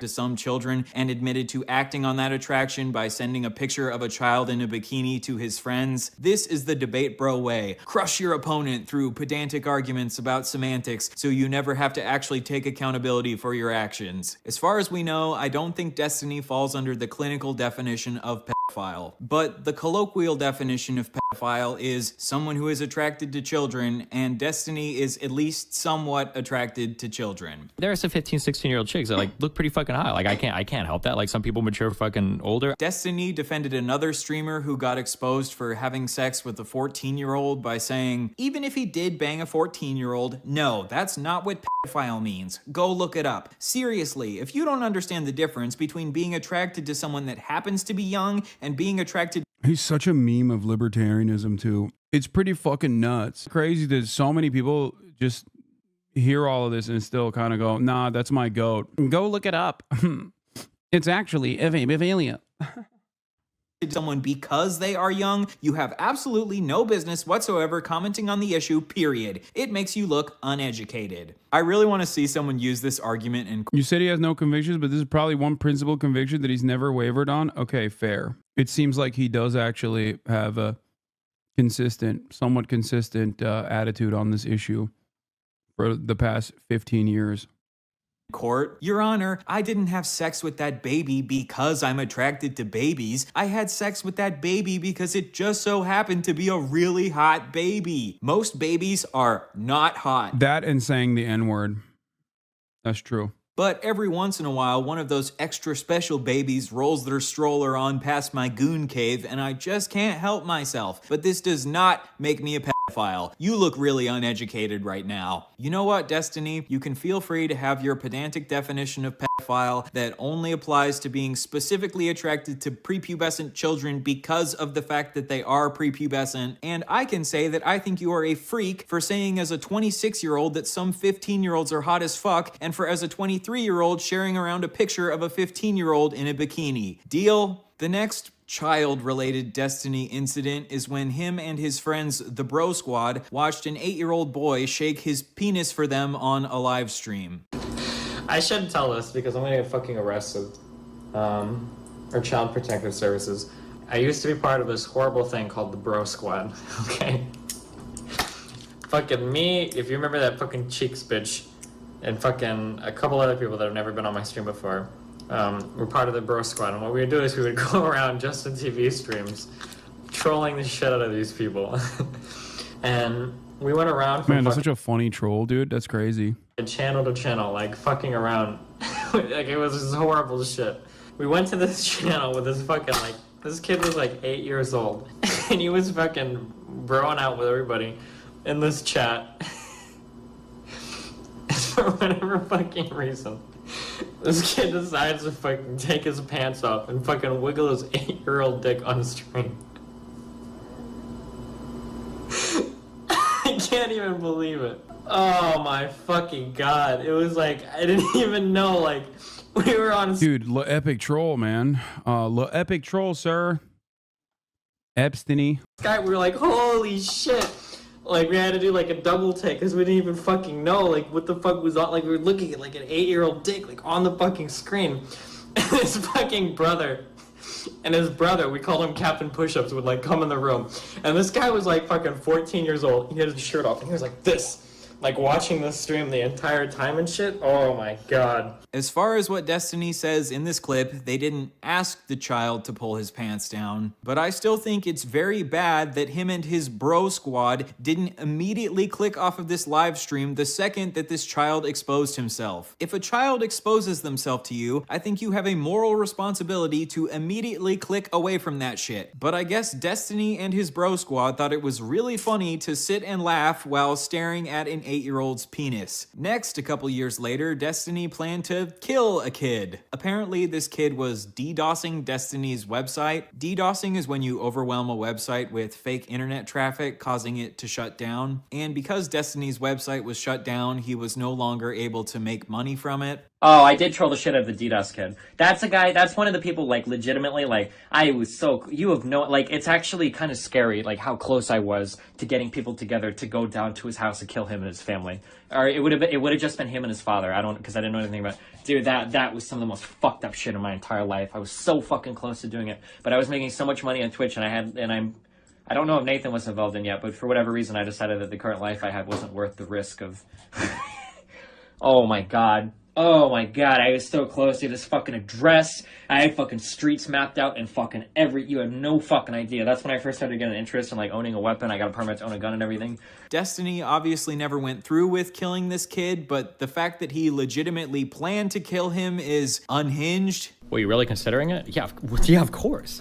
It's actually kind of scary, like how close I was to getting people together to go down to his house and kill him and his family. How old was the kid in relation to you? I think the kid was probably 16. I think I was 22. Destiny has defended this to this day, saying that if someone is stopping you from making money, this justifies killing them, even if they're a child. If you came outside every single day and some guy was slashing your tires and he wouldn't stop and you called the police and nobody wanted to do anything, despite having proof for it, you're like, well, I'm gonna have to attack this dude and maybe even kill him. Yeah, sure, go for it. Obviously, I agree that someone maliciously taking away your primary source of income is incredibly bad, but I think there are a lot of other possible avenues you could explore before jumping to the nuclear option of shooting a child. As much as it obviously sucks to lose your income, I think if you need to choose child in cold blood and losing your Twitch revenue, you're just gonna need to put the fries in the bag and get a new job. The next child-related Destiny incident is when he encouraged an infamous lolly or drawn CP artist to draw a picture of his 6-year-old child. This artist is a man named Shadman. Wait, what? You might recognize Shadman. I never... I never thought there would be new things that I find out about how freakish he is. How the fuck does he always seemingly elevate? No, I know the fucking DDoS kid that he wanted to kill. I know that one. And yes, I know that Luka Doncic is in LA now. I know.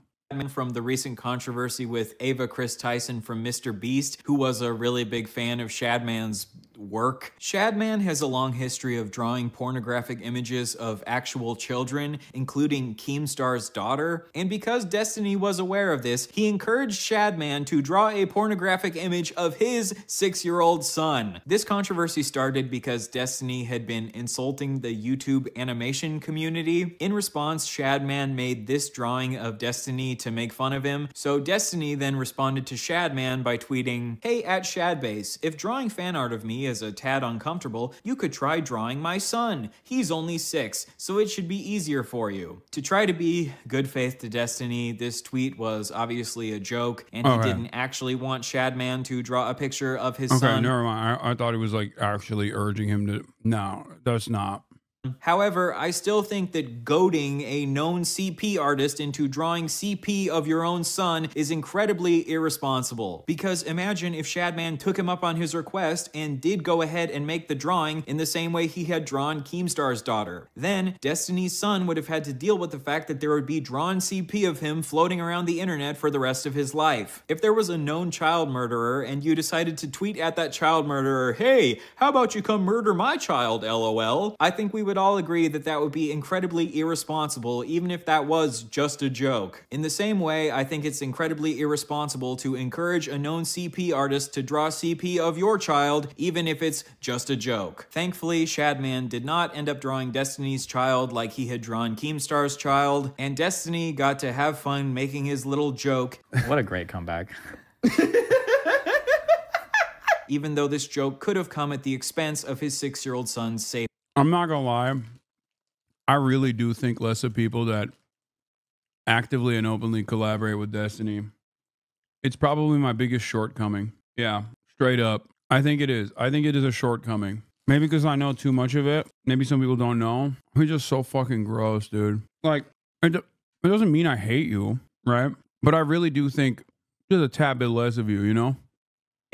Even though a lot of these situations involving children happened quite a while ago, I still think Destiny has been spreading harmful rhetoric around children even quite recently. A couple years ago, Destiny said that a 30-year-old randomly sexting a 14-year-old would not be grooming. Let's say there's a person that's like 30 years old and tries to like randomly sext like 14-year-olds and 15-year-olds. That wouldn't be, I don't think that would be considered grooming. So that clip sounds pretty bad, right? But we don't want to approach Destiny in bad faith or take him out of context, so let's try to understand the actual argument that Destiny is making. That wouldn't be, I don't think that would be considered grooming. Now, let's say there's a person that's 30 years old and they're specifically seeking out like 14, 15-year-olds to kind of just like talk to them about their school life, figure out what their problems are, you know, be cool because you're old and you have experience, and then you kind of weasel in like sex talk. That's like grooming, right? That would be like grooming. So Destiny's argument is that a 30-year-old randomly sexting a 14-year-old isn't grooming,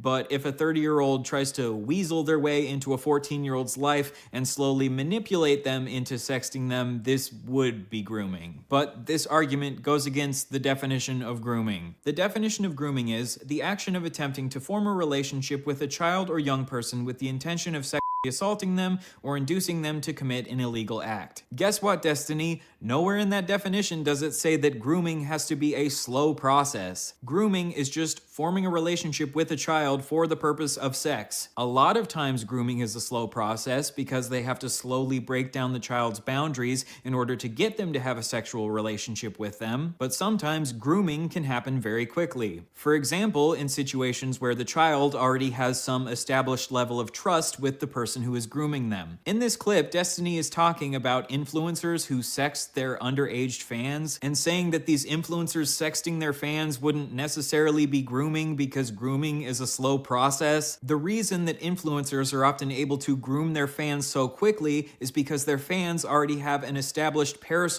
Also, someone that tries to say, so what is this guy's deal? Is he like a nuanced pervert? No, he presents himself. He presents himself as a nuanced pervert, and sometimes it's purely for the spirit of debate. to make it seem like he can defend an indefensible position. And other times, it is because he's trying to use the nuanced pervertry to basically aesthetically look like he's winning the argument. That's it. With the influencer. If a teacher wants to groom a student, this usually happens more slowly because the teacher doesn't have a pre-established relationship with the student. But because influencers already have a parasocial relationship with their fans, grooming can occur much more quickly. Maybe Destiny's argument is that the very first time you sext a 14-year-old, this wouldn't be grooming yet because you haven't established a relationship with them yet. But this is still a stupid argument because in this context, randomly sexting a 14-year-old for the first time would be the first step in attempting to groom them. You're acting like everyone. I think Ethan made some good points in his content, Nuke. You should watch it.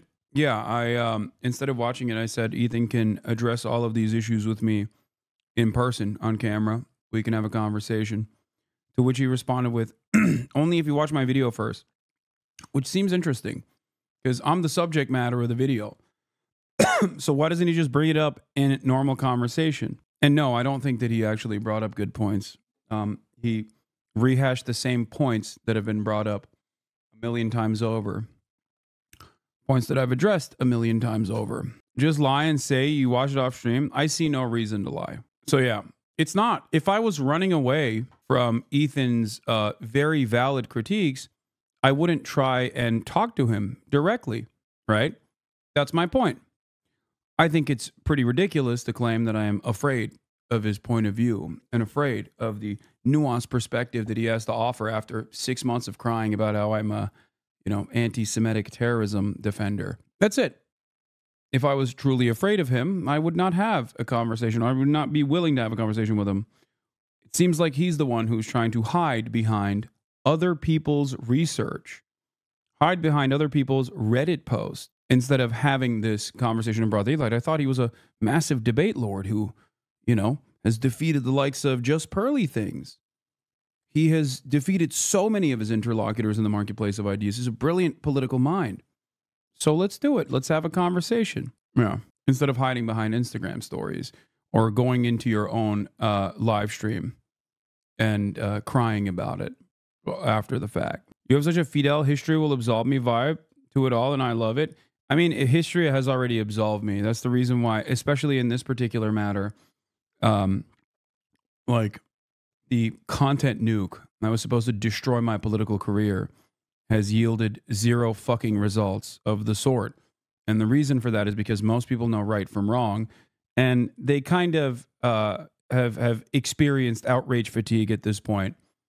There's diminished results for constantly complaining about yet another person who is yet another person that is pro-Palestinian is being falsely smeared as an anti-Semite. After like the 700th time this happens, people go, yeah, I think the guy who I have heard personally actively combat anti-Semitism isn't an anti-Semite, and your disagreements actually revolve around something else, i.e., in particular, your disagreements over Israel. Yeah. People will be like, man, Ethan made some really good points. Meanwhile, his video is literally just saying, like, I'm HasanAbi. Everyone is so stupid for not understanding grooming while you don't understand grooming. Destiny would claim that he just cares about definitional specificity, but the specific definitions you're promoting aren't even accurate. I'm not saying that Destiny is making this argument because he wants to groom children, but when you combine him saying that some 15-year-olds are hot as fuck, with him sharing around pictures of 15-year-olds in bikinis, with him saying that 30-year-olds sexting 14-year-olds isn't necessarily grooming, it starts to paint a very strange picture. Destiny also got really mad that people were labeling Drake a pedophile. He even had a debate about why it's totally fine for Millie Bobby Brown at 14 to be texting Drake about relationship another advice. classic. When you say he's texting her and he wants to give her dating advice, what if she's the one that brought it up first? Should he say something like, I'm sorry, but it's inappropriate for me to talk to you about high school boys? Or what? Like, what? Yeah. You do it all the time. When some young person comes up to you and starts saying some weird stuff, you just sit there with this 13-year-old and then you start having conversations extended about them about dating? Yeah, I have before. What do you mean? No, would I tell if a young person came up to me and they were asking me questions about some like boy problems or some shit? Yeah, I'd probably say, yeah, of course. What do you mean, I'm a 35-year-old man? Of course I'm going to have better advice for them than some fucking random high school person. Yeah, of course. Wait. If a 15-year-old girl came up to me and she's like, there's some weird shit shit going on with a boy in my high school, I'd say, oh, no, don't talk to me, honey. Go ask another 15-year-old boy or ask your fucking mom and dad who are going to tell you to never talk to any boys ever. No, what the fuck? Hold up. Do you think you should be talking to them about sex? It depends on the context. I don't give a What do you mean? If a 15-year-old asks me and she's like, I think I'm going to this guy at school unprotected, yeah, I'd probably say, bro, you're 15. Don't destroy your life. Make sure you guys are using protection. What the fuck? Why would I not say this? Okay, and do you think that most parents finding out that you're talking to their kids about sex and giving them advice, do you think they would take it well? I don't know. I don't give a They should be talking to their own kids about it. So apparently Destiny has given children relationship advice in the past. Destiny I mean, he's got really solid understanding of consent and boundaries, it seems. So glad. Couldn't be a better person to give this sort of advice to children. I always read it as though he originally got pissy that he thought you should just believe his perspective because he's Israeli, so he just know better by default. Why you should be the expert on his homeland or whatever kind of vibe. And he just tantrumed about it. Yeah. Also, his fucking subreddit is on massive, massive amounts of copium, being like, oh, it seems like the video was very well received. He's really mad. Not understanding that, like, the culmination of 6-7 months of bad faith smears that virtually everyone in his immediate orbit understands is like gross, but they can't fucking get him off this goddamn train that is collapsing his brand and probably hurting his mental health, is not going to yield the goddamn results that he thought he was going to yield. Yeah, it's kind of crazy. There's perhaps a reason why, so many communities outside of like two subreddits, r/Epsteiny and r/H3H3 have not had that same has not yielded that same result. There was also just like numerous, as far as I understand, he made statements about numerous things that are just objectively false. Genuine question, do you hold any animosity towards the crew? No, of course not. I do not. I get it. They need to make money. I understand. Are you a mod for r/YouTube drama? You think I'm a fucking Reddit mod? I don't even know how to fucking moderate my own subreddit. What are you talking about? That is an Ethan community talking point. At some point, people have to realize this is like, okay? Like, there is a reason why you are engaging in these sorts of insane conspiracies, because the reality does not match the expectations. Okay? So you just like lose your shit and make increasingly crazier accusations. Is famously really great at relationships, so I'm sure these children really appreciated his sage words of wisdom. But if there's one thing that nobody would ever say about Destiny, is that he makes good personal life dating decisions. Destiny also says that he thinks he would give better relationship advice than a child's retarded parents, and that he would give a child sex advice even if this would upset the child's parents. Who cares if parents don't want you to talk to their kids about sex? Destiny understands your kids better than you do. Destiny, you're a rule utilitarian, right? You believe that we should establish moral rules based on what generally leads to the least amount of harm. But you don't think that it would be good to establish a general rule that it's not safe for 31-year-olds like Drake to be texting 14-year-olds like Millie Bobby Brown about their relationships? Of course, there can be hypothetical situations where this isn't harmful and the adult actually does have good intentions, but in general, I don't think it's safe for children to be having these sorts of private conversations with adults. And I think it is totally reasonable to side-eye Drake for having these sorts of conversations with Millie Bobby Brown, especially because he kissed a child on stage. How old are you?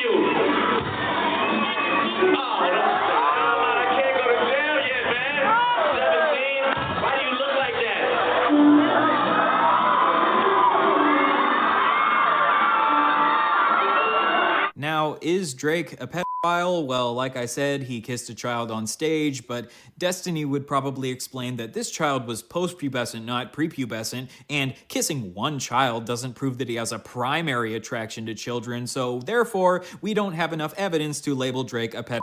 Oh god, can you see how exhausting this is? Some people actually enjoy to listen to this shit day in and day out on Destiny's stream. Maybe Destiny just really wants to show Drake good faith because Drake has dropped so many bangers over the years. Or maybe he's defending Drake because he sees himself in Drake because of his own personal relationships with young people. Enter Rose is Coming. Destiny's 19-year-old e-girl Discord kitten. A couple years ago, Destiny was simultaneously married to a woman named Melina while having an affair on Melina with a white nationalist woman named Lauren Southern and sexting this 19-year-old e-girl named Roses Cumming on the side. Destiny was in an open marriage with Melina, but he still managed to have an affair with Melina because he didn't tell her about his relationship with Lauren Southern. And he also violated his wife's consent by sending her sex tapes to this 19-year-old e-girl without asking her. Nothing has happened with consent. I guess having an open relationship just wasn't enough for Destiny.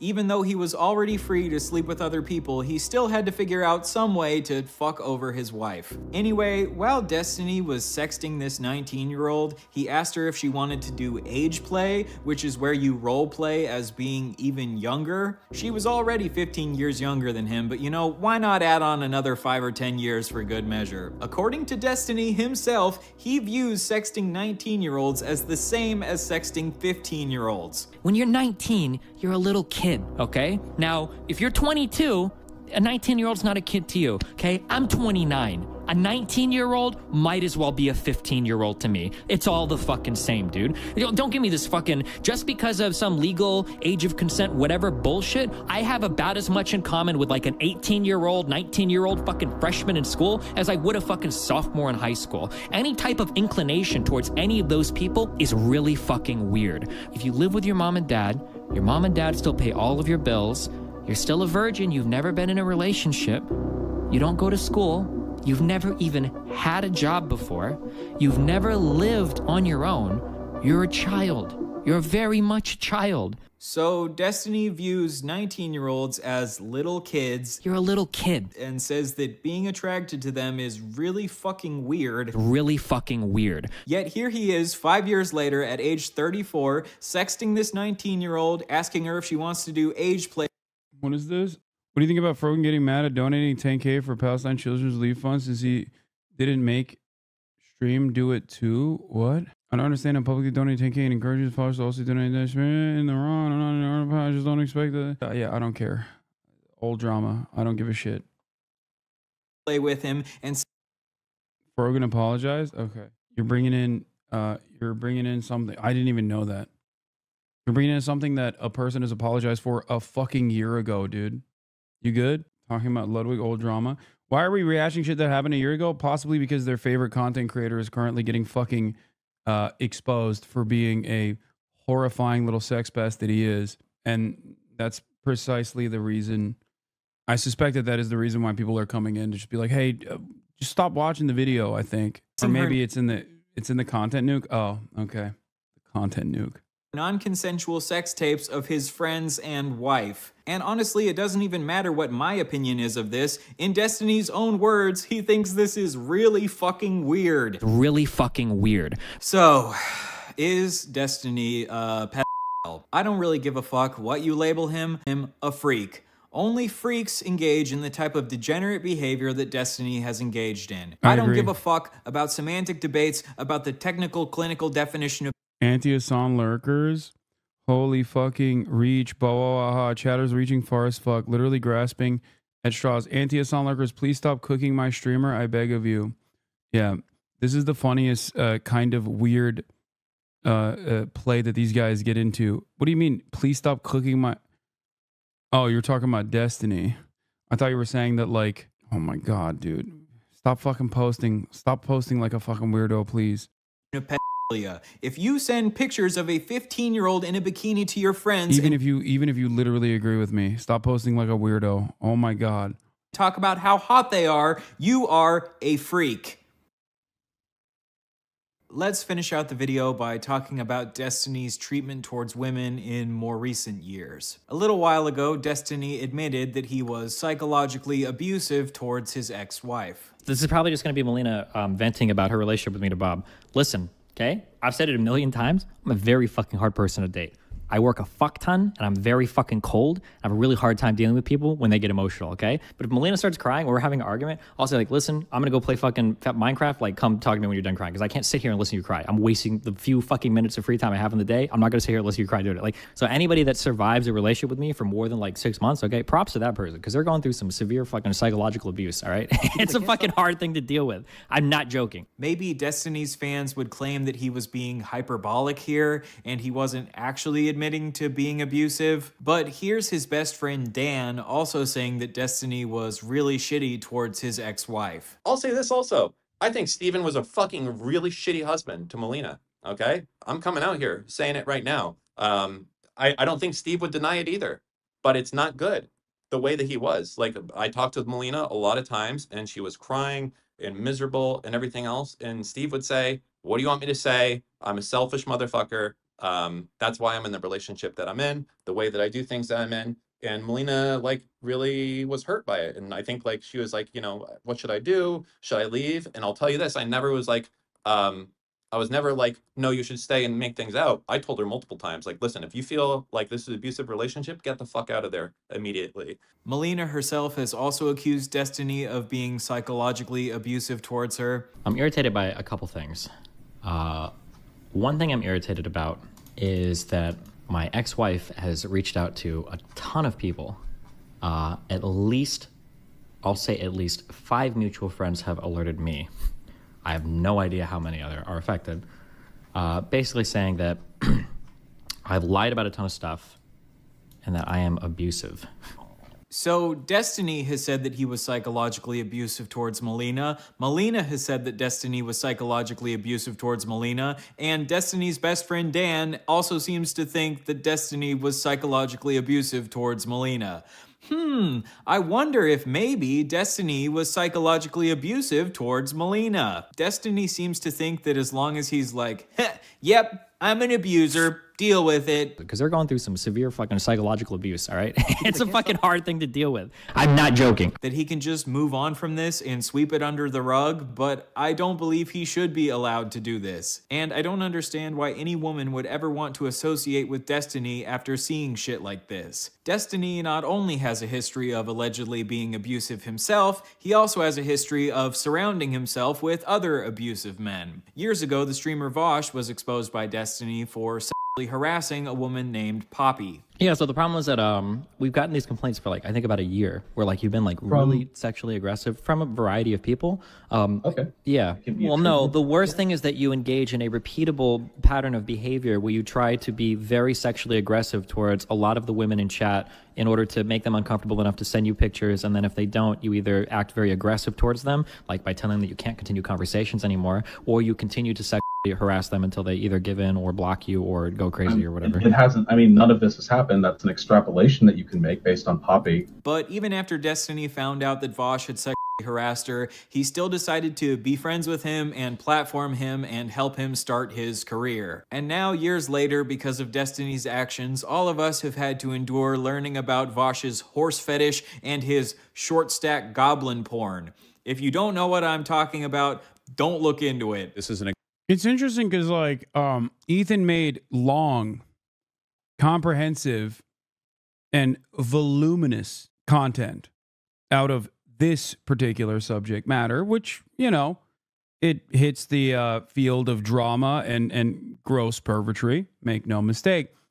And yet, I think he's offered, what, a approximate total of 5 to 10 minutes on sex pestiny, while simultaneously spending 6+ months talking about how much of a terrorism lover I am, including playing games made by sex pestini's community that, you know, compare me to Osama bin Laden and numerous other Muslim and Arab content creators, to other terrorists, and then did an entire nuke rehashing all of those same talking points that was 2 hours long. Also tried to get me deplatformed actively, and went after the platform itself, demanding an apocalypse take place, which was, again, sex pestini's community that was directing those attacks, which was uncovered by Bloomberg, written extensively on. He even said I was doing victory laps when talking about sex pestiny. I mean, he was closer to this. He was friends with you at one point.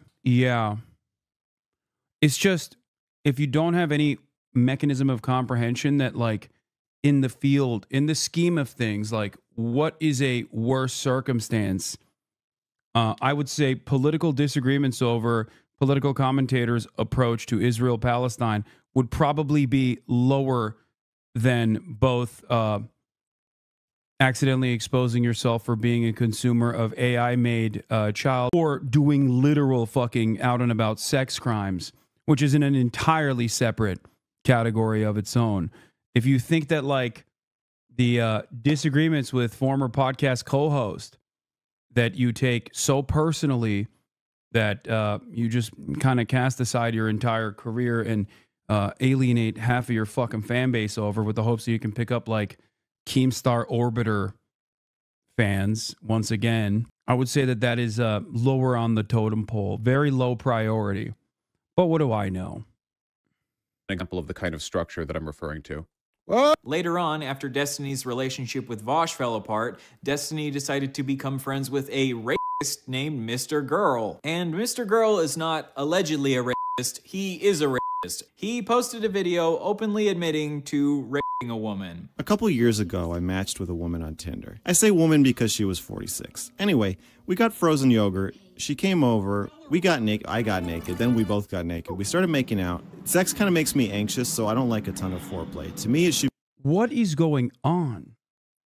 There is quite literally an endless well of depravity. Ethan fucked up, yo.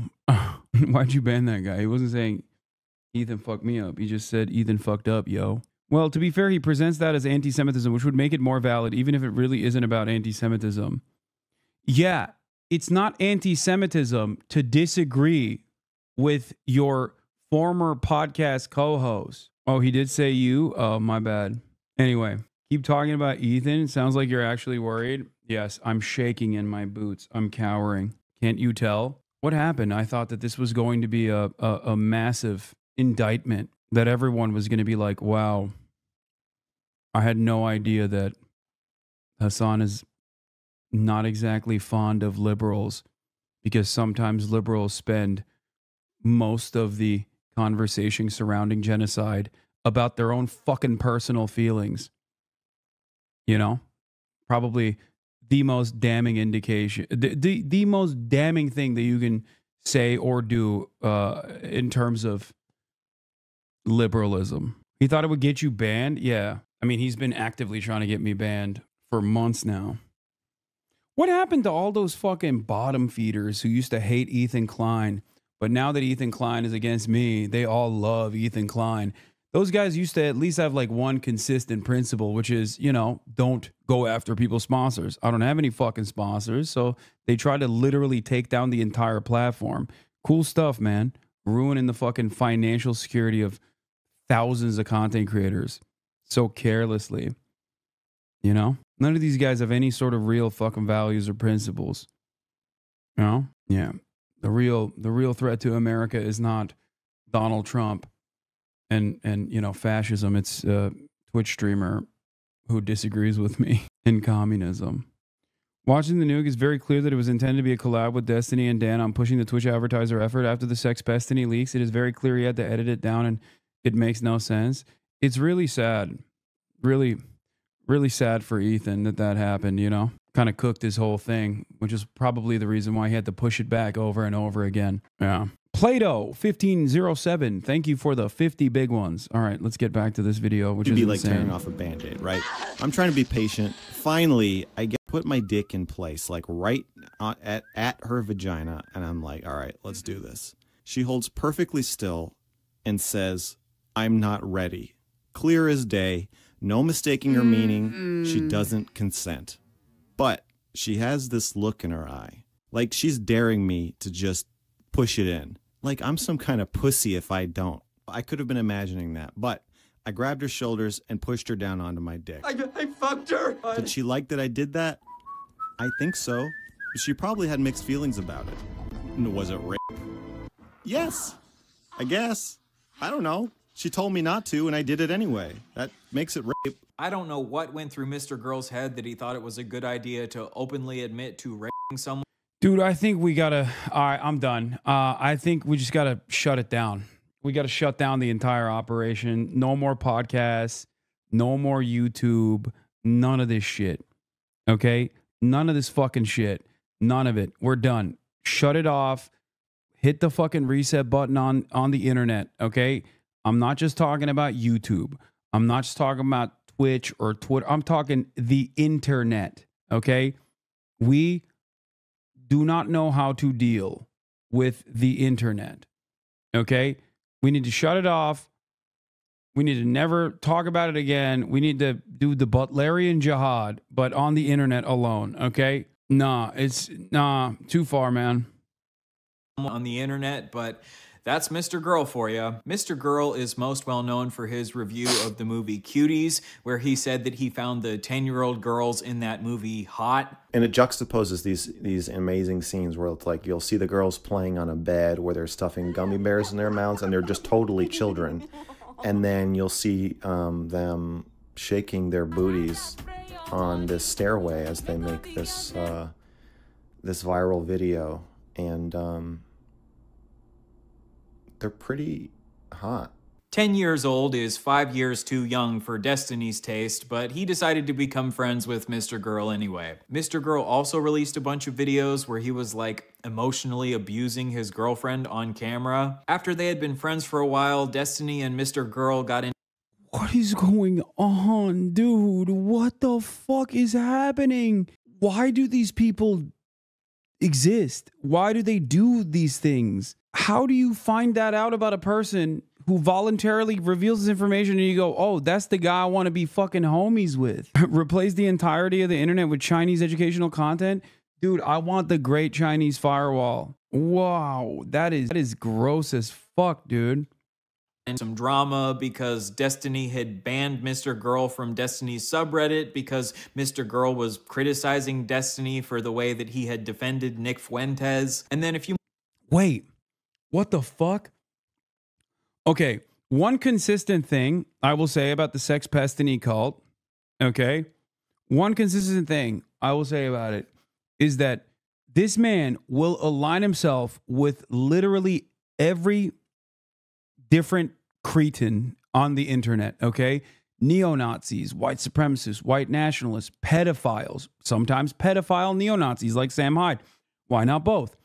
And usually the only way that he breaks off from them is if he feels like they have wronged him individually. It is never about their worldview, their actions, no matter how harmful they might be. Especially if he wants to fuck them, he will literally permanently defend those people. It is kind of shocking how many of these sorts of people Sex Pestiny has collaborated with, and he inevitably ends up, quote unquote, burning those bridges, right? As his fan base likes to call it. But it seems as though it is never due to, and maybe I'm wrong, maybe there are instances where he's like had ideological differences or whatever, but it's almost always about like a personal slight. Okay. Oh, you embarrassed me. Oh, you disagree with me on something vehemently. And that is the only way he breaks off from these people. And there are instances, as this chatter is also pointing out to, like when he said he would have even defended Vosh for the lolly shit if he had not pissed him off. Okay. Like that's it. Like he openly, after the Vosh lolly stuff came out, he straight up was like, yeah, I don't give a fuck about any of this. I would have defended Vosh if only he hadn't fucking come after me so hard and fucked me over. He's talked about Nick Fuentes and said, I've defended Nick Fuentes. I gave him a career. I gave his phone number to Adam22 and numerous other podcasters, and he dare defy me. Okay? Like that's what he said. That's what he fucking said. Ethan broke off from you because of your worldview. Yeah, it is true. That wasn't on my end, by the way. Okay? There was no point in which I was like, yeah, fuck you, dude. I'm burning this bridge. I consistently offered him grace over and over again. How is this my doing at all? Yeah, I'm sorry that I think that making an ongoing genocide all about your own personal feelings is kind of fucking insane. And it does make me think a little bit less of you. If Big Joel gets exposed, I'm turning alt-right. No, he won't. He lives in a fucking lighthouse by himself with his fisherman's sweaters.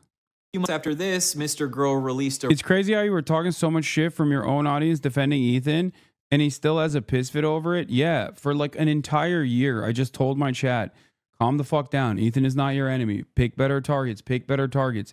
And he slowly but surely went after every single content creator in my orbit, okay, in my vicinity. Content creators that are around me. Not orbiters, okay, just peers of mine that are smaller content creators than myself. And then slowly but surely he turned the crosshairs on me and fucking lost his goddamn mind, dude. I mean, he went after fucking Caroline. It's crazy. And it's wild because, like, he kept saying, like, oh, you're not moderating your community. You're not moderating your community.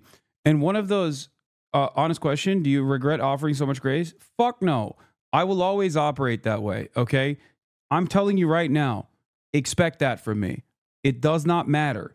This is what I have done consistently for every single person. This is something that a lot of people get mad at me over as well. A lot of people in my community are always like, oh, why are you so nice? Why are you so nice to content creators? It's because you know them. It's because they're rich. It's because they're your friends, blah, blah, blah, blah, blah. And it's like, no, that's just how I am, okay?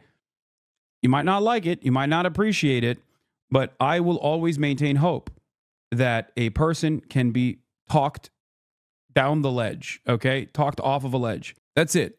It's a principle that I maintain. It is precisely the reason why I think I've been effective in changing people's minds in general in this community. And if I did not maintain that level of charitability and try to advocate for rehabilitation, I would not have so many wonderful people who've had their minds changed over these years, okay?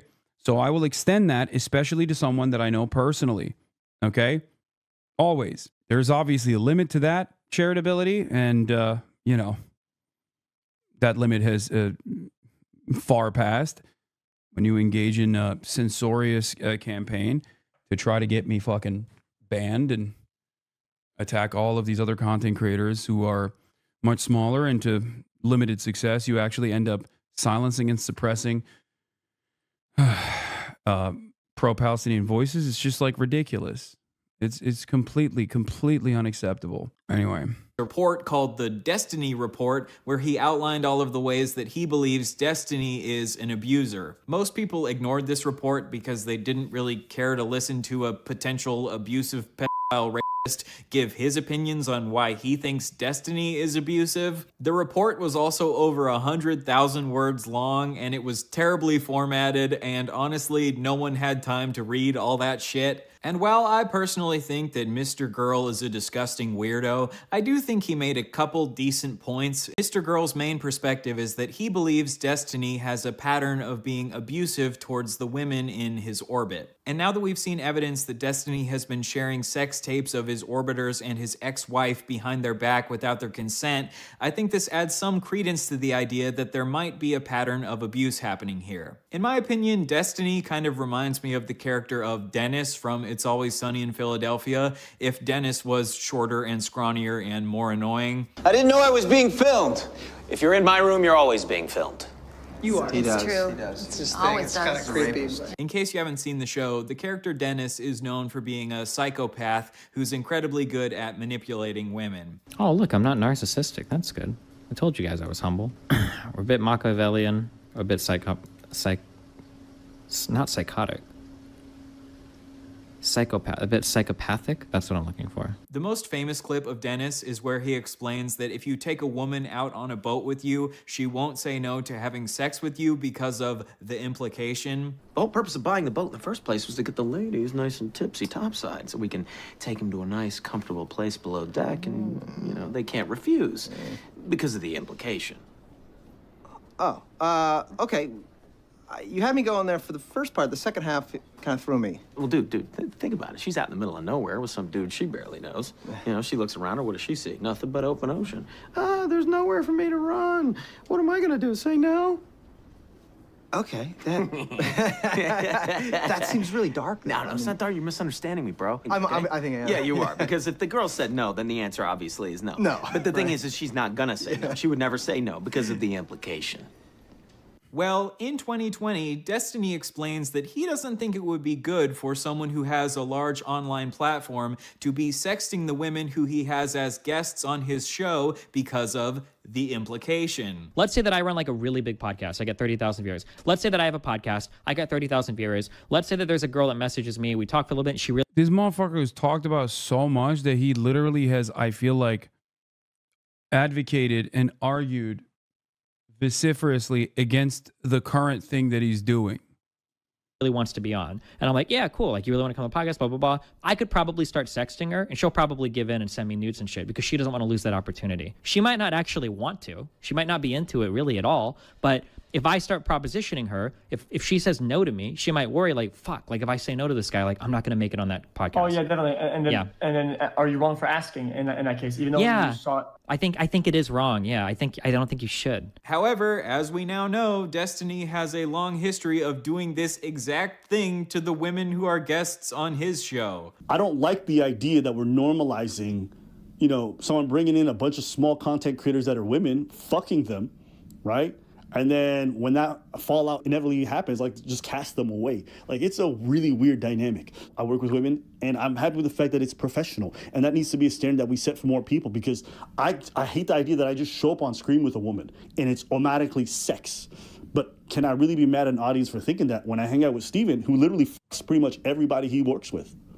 It is possible that like you are like a very like mature person, and even if they turned you down, you're still cool with them being on your podcast. Like there are some people like that, but like not everybody, no one knows. That's the problem. Nobody can ever know that if you're actually that kind of person. That's why it's like a very hazy area where you can't really consent in that situation because you don't really know. So on the one hand, he is saying that you shouldn't sext with women who are guests on your show because they can't fully consent, and on the other hand, he is sexting with most of the women who are guests on his show and sharing around their sex tapes without their consent. A woman named Lav came forward and said that she felt pressured to send Destiny feet pics in exchange for being a guest on his stream. At least in my case, I was so desperate to get out of sex work, and I told him that, and he said, why don't you stream with me? This can open up an avenue where like you don't have to do what you hate to do. And I'm a political streamer. You can get into politics, like fully extending himself to me in a way that was like very friendly. And then it turned into something like, oh,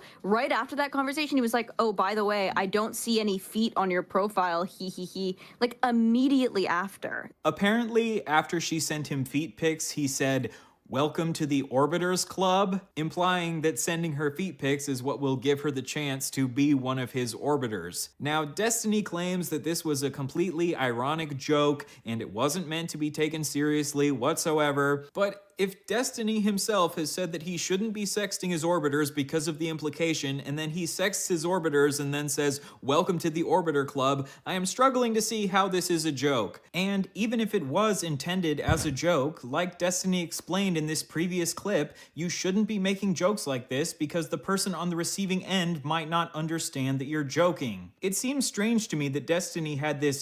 Yeah, that person is also, like, not exactly the best... I will just say, I don't know if she's the most credible witness, considering that she also fucking randomly, due to Destiny's hatred over me, randomly decided to lie about me as well.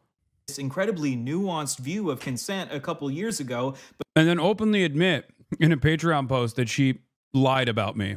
But then once he wanted to start sexting people, all of these rules that he set for himself went out the window. Now, again, there are exceptions. Maybe you're friends with this person for 10 years or some shit, and you guys have like some, like, it could be like very niche. I don't want to say like every single time, but like as a blanket rule, if you even have to stop and think about this, you should just not do it. It's just a bad idea.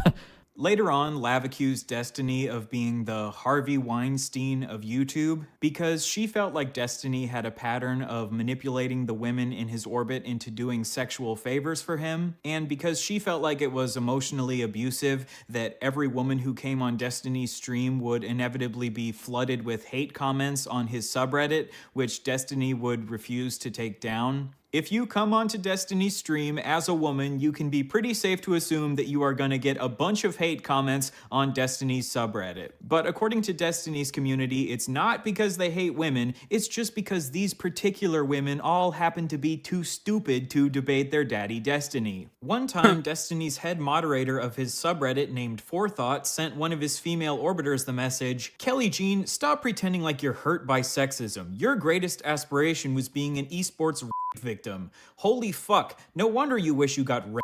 You've got literally nothing going on to be doing this at 40. After seeing these messages, Destiny refused to remove Forethought as a moderator of his subreddit. But the whole idea is that if there's no wrong way to treat Kelly Jean or whatever, if that's her mentality when it comes to her, who's to say that doesn't expand to other people? But can we just why is it okay to do whatever you want to Kelly Jean?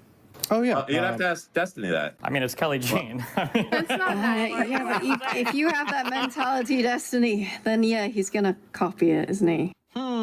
I wonder why women don't always feel comfortable on Destiny. At the time, Destiny and his community absolutely tore Lav to shreds because they didn't think that she had enough evidence to substantiate the claim that Destiny was the Harvey Weinstein of YouTube. One time when Lav was in the hospital, Destiny sent to his public chat, like, I wish this person would just kill themselves already or fuck off from my shit forever. Destiny even one time shared with his public chat that there was a Kiwi Farms thread being made about Lav. In case you don't know, Kiwi Farms is a message board that is famous for doxing and harassing people they don't like. So by sending Destiny's community to her Kiwi Farms page, Destiny was essentially doxing her. To be clear, I'm not trying to 100% defend Lav here. I think that some of the negative comments about her debating were accurate. I don't think she's a particularly good debater. I also don't think that she necessarily had enough evidence to back up the claim that Destiny is the Harvey Weinstein of YouTube. Although these days I do think there is a lot more evidence pointing to that being the case. She also one time claimed that Hasan had slept.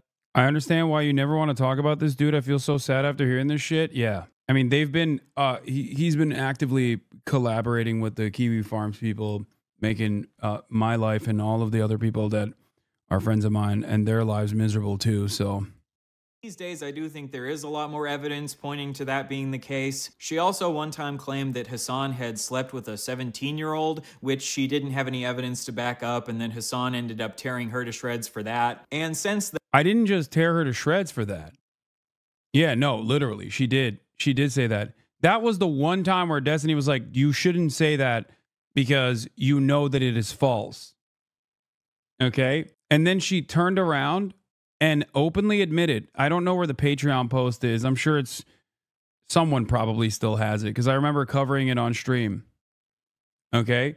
She fucking turned around and literally admitted that she lied about it. What an insane fucking thing to lie about, dude. What a psychotic thing to lie about. That was the reason why many people, even in the Destiny community and many people like outside, even like the, what's the name of the guy, the potato fucking Keemstar orbiter, Donofrio. That guy, even like they all hate him. Nick Oreo, Mr. Oreo, Nick Oreo. I used to judge you in a bad way, but every day it seems like I was wrong and I'm sorry. It's all good. You know, pressured to say that she lied. Are you fucking insane? She just lied about it again last week. Same lie. Yeah, she just constantly goes back and forth on it. I don't know what's wrong with this person. I genuinely don't know. I think she's just like deeply, deeply, deeply mentally unwell. Yeah, this is it. I will not be streaming anymore, effective immediately. And it came out of fucking nowhere. Like she just, it just came out of nowhere where she said that. We straight hundreds, whatever. Another thing that made me feel strange was when I begged Steven to do as little as I tell him community go easier on me. He deletes some of his. Yeah. Out of nowhere. Lastly, he'd brought up the secret I told him out of nowhere, so I had to play it in the conversation. The secret I told him when he told me his secret. Told me he'd ruin me, how bad I'd look. He worked in it. I'm not going to be blackmailed. Hasan Parker slept with my very young friend when he was not so young. It was legal. But he's denounced men publicly for doing much less. Ridiculous. Okay? All of this is ridiculous. I don't care about it. And she's never going to come forward, but the fact exists nonetheless. An example of hypocrisy. Another person's hypocrisy is gold to a streamer, a shiny weapon. I was armed. Nothing will come of it. Ethically, it was a small infraction and it won't be held over my head. She literally fucking openly admits that she just straight up lied. Why do these people despise you so much? This person, I don't even know why. She edited it while you were reading it, I remember, I think. It was so strange, dude. Just an absolute sociopath. Anyway, I hope, once again, I hope she gets the help that she needs. Okay? You left her on red on Instagram and that was your only infraction prior? Yeah. I found out, I didn't know who the fuck this person was, and then I found out that, like, I had just not responded to a DM of hers. I can't comprehend working in a field with this many psychos. I don't know how you do it. I think one of the key points to make here is that Destiny preys on people who are mentally unwell for sex. I mean, yeah, for sure. Then she has become a TERF who says a bunch of racist and transphobic shit on Twitter. However, I do still think that the treatment she endured from Destiny's community was insane. Being a bad person does not disqualify you from being abused. And if a woman feels like she's being abused by you and your community, I don't think a good way to prove that you're actually not abusive is by telling her to kill herself and doxing her. Destiny's community wrote off Lav as mentally unstable and insane, and because both her and Mr. Girl were widely hated by most people on the internet, most people ignored their allegations that Destiny was abusive. Destiny has a long history of bringing mentally ill women onto his stream, to the point where it's a meme in his community that all of the women on Destiny's stream have BPD. Destiny himself has said that he's most attracted to women who he considers mentally unstable. This dude really has a penchant for going after mentally ill women, okay? Women with like severe depression, and a lot of them got like self-diagnosed BPD or some bullshit. Like, he just likes that. I don't know. To me, the fact that there's a pattern with a lot of these girls is a bit weird. But the question is, does Destiny just happen to attract a bunch of mentally unstable women to his stream, or does he purposefully attract mentally unstable women because he knows they are more easy to abuse? Another mentally ill woman that Destiny had was a woman named Anna. Just like with Lav, Destiny also encouraged his community to go to Anna's Kiwi Farms thread, and he encouraged them to post in her thread. Oh, okay. Also, heads up. This is my only non-media blackout time, okay? This is my only non-media blackout time. I will immediately go back to this, okay? Somebody on Kiwi Farms has made a thread of Anna. So if you are obsessed with Anna and you want to talk about her all the time, you, chatter, you can actually go to Kiwi Farms and you can go and post all you want, read all you want. Go there, post about it, talk about it. People put a lot of effort into categorizing and archiving everything. There you go, okay? And in the thread about Anna that Destiny encouraged his fans... That's insane that he's using the doxing subreddit as his own personal fucking, like, as his own personal weapon, dude. And I assume they hate him on there, too. They just hate everybody. But it is crazy to just, like, encourage that shit with your, again, sycophantic cult fan base. ...to go message, they doxed Anna. And it was later revealed that at this time, Destiny was secretly in an ongoing sexual relationship with Anna. So you acknowledge that you've been sexting with her for a year? Yeah, we've had on and off, sure. In response to this, Anna texted Destiny, "You literally ruined my fucking life. You just doxed me on your stream. Fuck you. You put me in danger." And Destiny responded to this by saying, "You're doing it to yourself and you're going to keep doing it to yourself." This is one of the most insane things I have ever seen in my entire life. Choosing to dox a woman you are actively sexting with just because she pissed you off. I guess if you want to live life by Destiny's rules, if your wife or girlfriend or friends with benefits ever pisses you off, why not just dox her to hundreds of thousands of people? I also want to be clear that I'm not defending Anna. Anna also has a long history of harassing Steven, which is obviously not good. But Destiny also treated Anna like garbage. Oh my God. He not only doxed her, but he also threatened to leak her nudes when she threatened to leak sext messages between the two of them to prove that Destiny had been lying about her. So do you think that leaking sexting and leaking nudes is proportional, or do you think it's a proportional response in the way that you're reacting to that? I think it's about proportional, yeah. Thanks. You don't think that she has more to lose in that scenario? Like, you think that people were going... Why does everyone suck in this video? I think you guys now understand why I stay away from, like, this community and have consistently stayed away from this community actively and have tried to shelter you from this shit, even though there are still a bunch of weird little drama perverts in here, you know who you are. Many of you long-term community members that do actively go in there and like pick all this shit apart because you love watching this fucking insanity. But this is the reason why I have tried to cordon off this part of the internet, because it is insane. It is genuinely an endless well of depravity. And that's the only reason why I went back on my initial, I will never cover this, I will never openly talk about this mentality. The only reason why I got into that was because of the Israel stuff. It's a truly depraved, morally repugnant shit.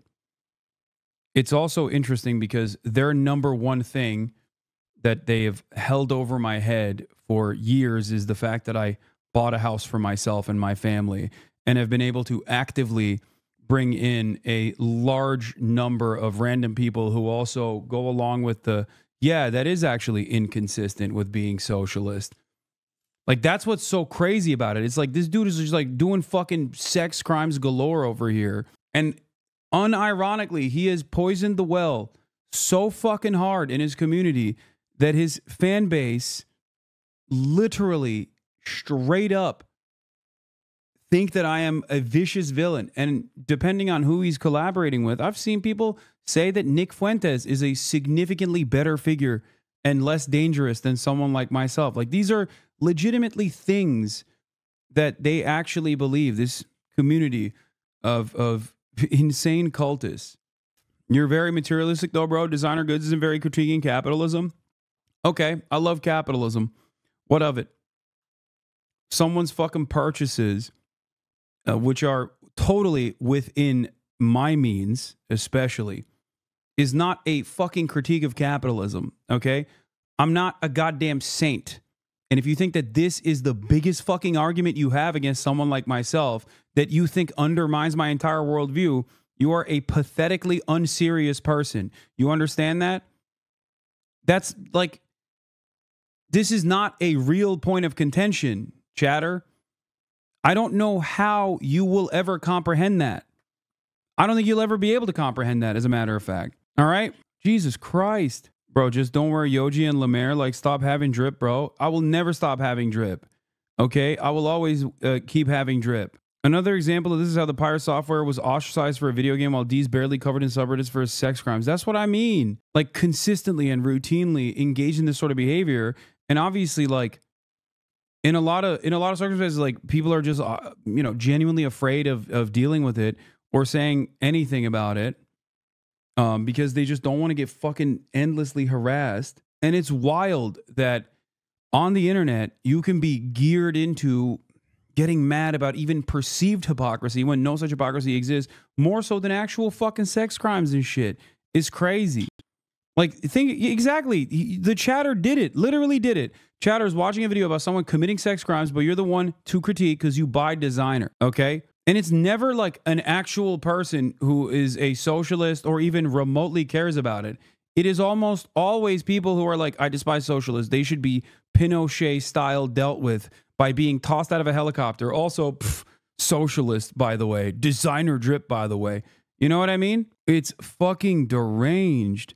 I think it's important to reiterate that his community has a segment called Rape Review where they train themselves to defend actual rapes. They know, they just don't care at best, or they're just creepy at worst. Yeah. Or maybe he was just like gearing them up to fucking defend them down the line, you know? I mean, you're gonna have more to lose, but I just don't see the huge difference between like sex and nudes. Like, you're leaking like personal, like sexual shit that somebody sent you and like trusted you with. Like, in my opinion, this is like one of the biggest forms of like weird, like backstabbing shit that you can do. It's like one of the worst things a person can do is like leaking like private sexual shit like that. I love you, Tom. So Anna had stalked and harassed Destiny, and Destiny had lied about Anna and threatened to leak her nudes and sent his fans to a website that doxed her. This is a situation where they were both clearly in the wrong, but I think this situation sent a message to Destiny's previous sexual partners that if you get onto Destiny's bad side, he will not be afraid afraid to threaten to leak your nudes and send his fans to a website that doxes you. Looking back at Destiny's streams from over the years, I found at least 20 different women who had allegedly had some sort of sexual relationship with Destiny at some point, and I found at least 15 different previous female orbiters who now all hate Destiny's guts, and Destiny now labels them as crazy. The fact that Destiny has had sex with a bunch of his orbiters and now a bunch of them hate him doesn't necessarily prove abuse, but what I do know is that Destiny is not living by the standard he expects other people to live by. Again, he said himself that you should not sext people who are guests on your platform because they might not be able to fully consent because of the implication. I think it is wrong. Yeah, I don't think you should. And at the very least, he has totally and utterly failed at living up to this standard of conduct that he expects other people to live by.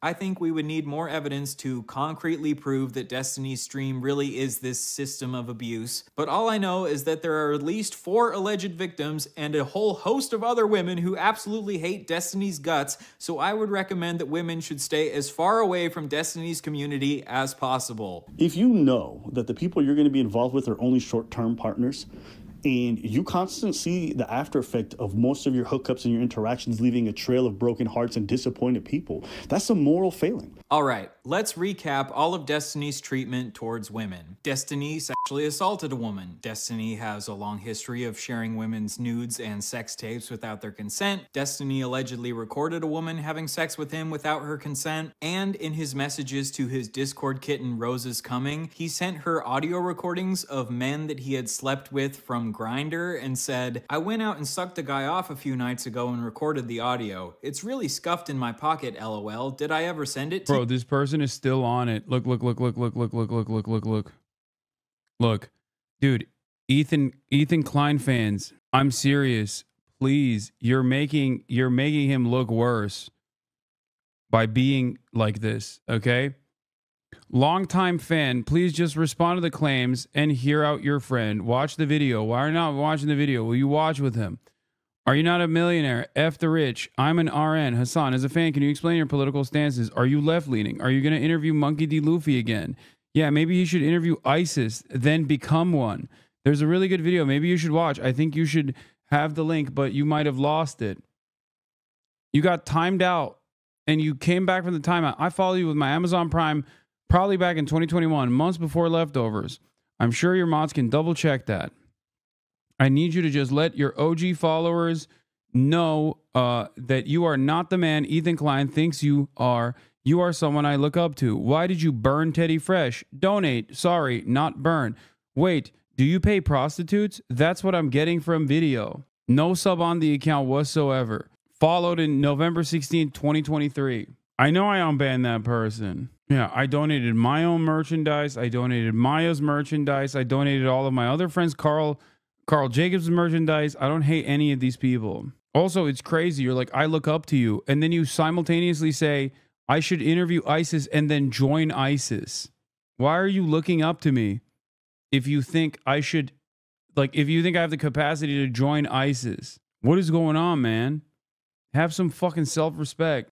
If he was recording the audio from his pocket, it sure doesn't sound like that audio was recorded consensually, does it? Maybe he did ask if he could record him, but then he put the phone back in his pocket where the audio would sound terrible for some reason, but I highly, highly, highly doubt that. And if he was recording men from Grindr without their knowledge, it's also very easy to believe that he was recording Cherry without her knowledge. He has a history of calling 15-year-olds attractive and sharing pictures of them in bikinis. He has a long history of getting very mad at women when they post about their sexual assaults on social media. He has allegedly abused at least one of his female orbiters and was psychologically abusive towards his ex-wife. And he also admitted to choking out another one of his exes multiple times. However, he claims that this was done in self-defense. Because you better fucking believe I had to fucking choke her out a few fucking times. Finally, Destiny has a history of doxing and threatening to leak the nudes of women that get on his bad side. I find this incredibly ironic because in his Keffels manifesto, he says that progressives believe there's no such thing as bad tactics, only bad targets. And what comes of the belief that there are no bad tactics, only bad targets? Well, if you ask me, doxing women and threatening to leak their nudes is the definition of bad tactics that you should not be doing even if you think that woman is a valid target. If you add up all of these allegations, I think it's time to consider that maybe Destiny is just not a good fucking person. Maybe he's your typical male feminist and all of the liberal bullshit that he spews on his platform is just him trying to get into women's pants. Before it had been publicly exposed that Destiny had shared Pixie's sex tapes without her consent, in private he acknowledged that he had severely, at the very least psychologically, damaged her. But once Pixie came out with her allegations publicly and announced that she was planning to sue Destiny, he went back to his old defensive ways and took accountability for nothing. He posted to his subreddit, "Legal arc beginning in mysterious ways, such wow," which is the most millennial cringe way possible to respond to allegations of sex crimes. In this post, he never takes direct accountability for sharing Pixie's sex tapes with Rose Is Coming without her consent, and instead he focuses on how he's a victim too because his nudes were also leaked by the hacker that apparently hacked Rose Is Coming. Obviously, Destiny is also a victim in this situation, but I struggle to find empathy for him because he refuses to take accountability for sharing the sex tapes non-consensually in the first place, which led to this entire mess. He also talks about how Pixie was asking him for a large amount of money because she was trying to teach him a lesson, and I don't necessarily see anything wrong with her wanting to teach Destiny a lesson. Maybe he needs to be taught a lesson. Pixie made the point that like it's very clear that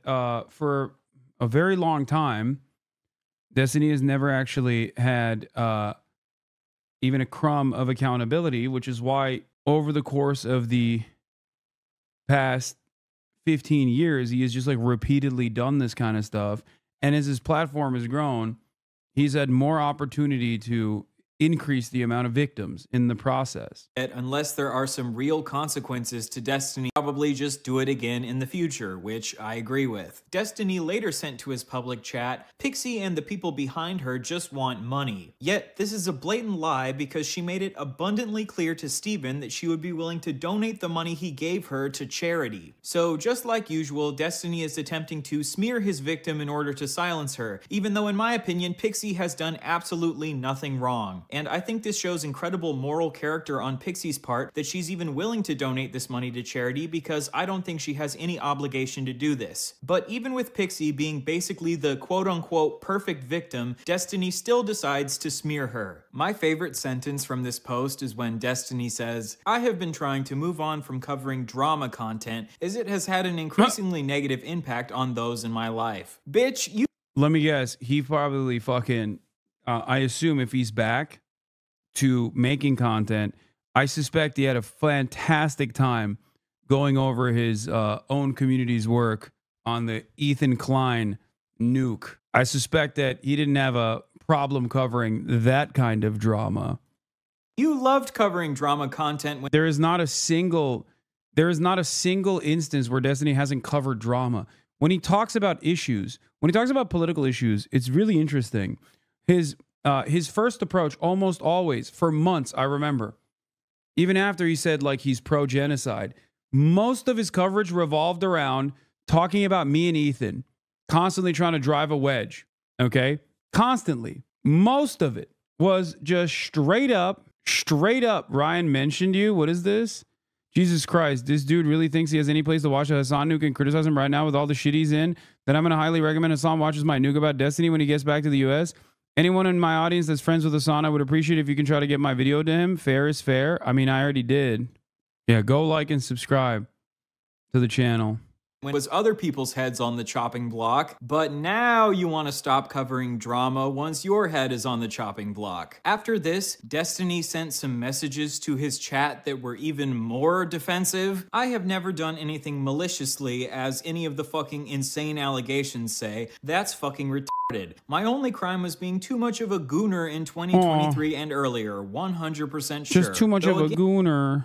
And I can't say anything specifically because everyone wants to come at me in court now, I guess. When he says that he didn't do anything maliciously, I think he means that he didn't intend for Pixie's nudes to ever get leaked to the public. But I would argue that non-consensually sending her sex tapes in the first place was malicious in and of itself. And again, I think Destiny would agree with me that sharing the nudes in and of itself is malicious because he said that when Bob 7 allegedly did the same thing, this should be life-destroying.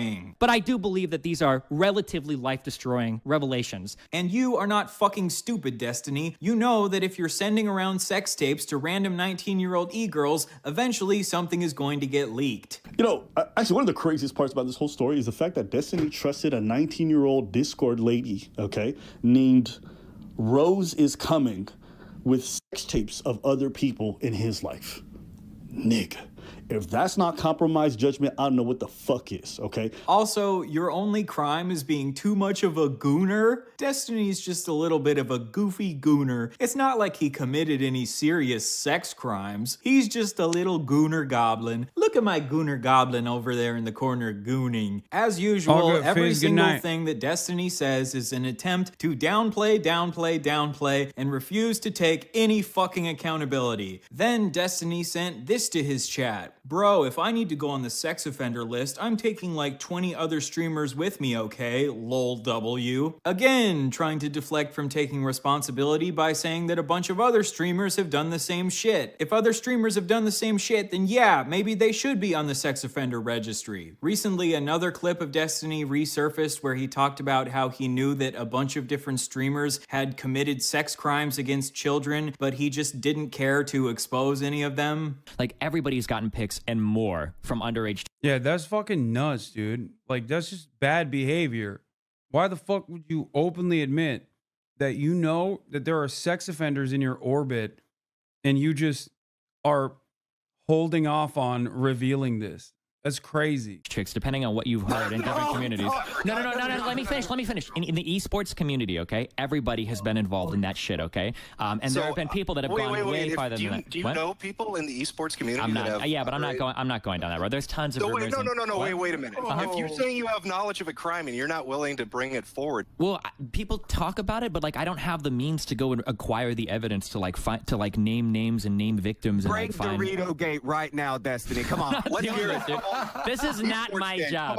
Listen, okay, I'm gonna be frank. I'm not gonna suicide my fucking career to go on some fucking vendetta against a bunch of fucking video game guys, okay? This is not my life. But now that his head is on the chopping block, I guess maybe he'll finally expose these abusers that he's been covering for years. And the last thing that Destiny has posted at the time of this recording was an absolutely hilarious meme on Twitter where he said, "Korean barbecue is a little overrated, but I've always loved the short rib at this place."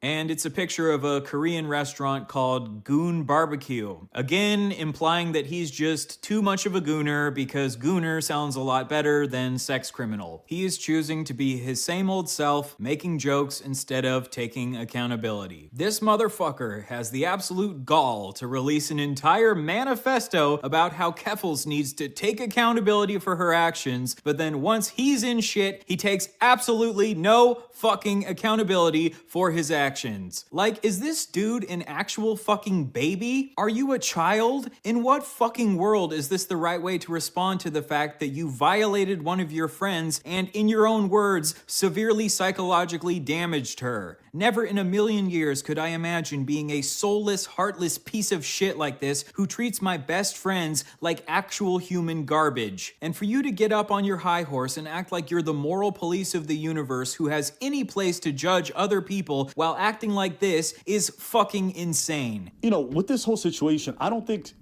Steven shared this because he thought it was okay to share. I personally believe, this is my theory, that he shared this because he just didn't care and he didn't think that the other person would ever find out. And that to me is almost worse. You don't care about the people you slept with and who shared that intimate moment with you and recorded it. And it shows to me that if you are going to be able to avoid the consequences of it, you'll say and do things behind closed door that are just unbecoming. And if... Okay.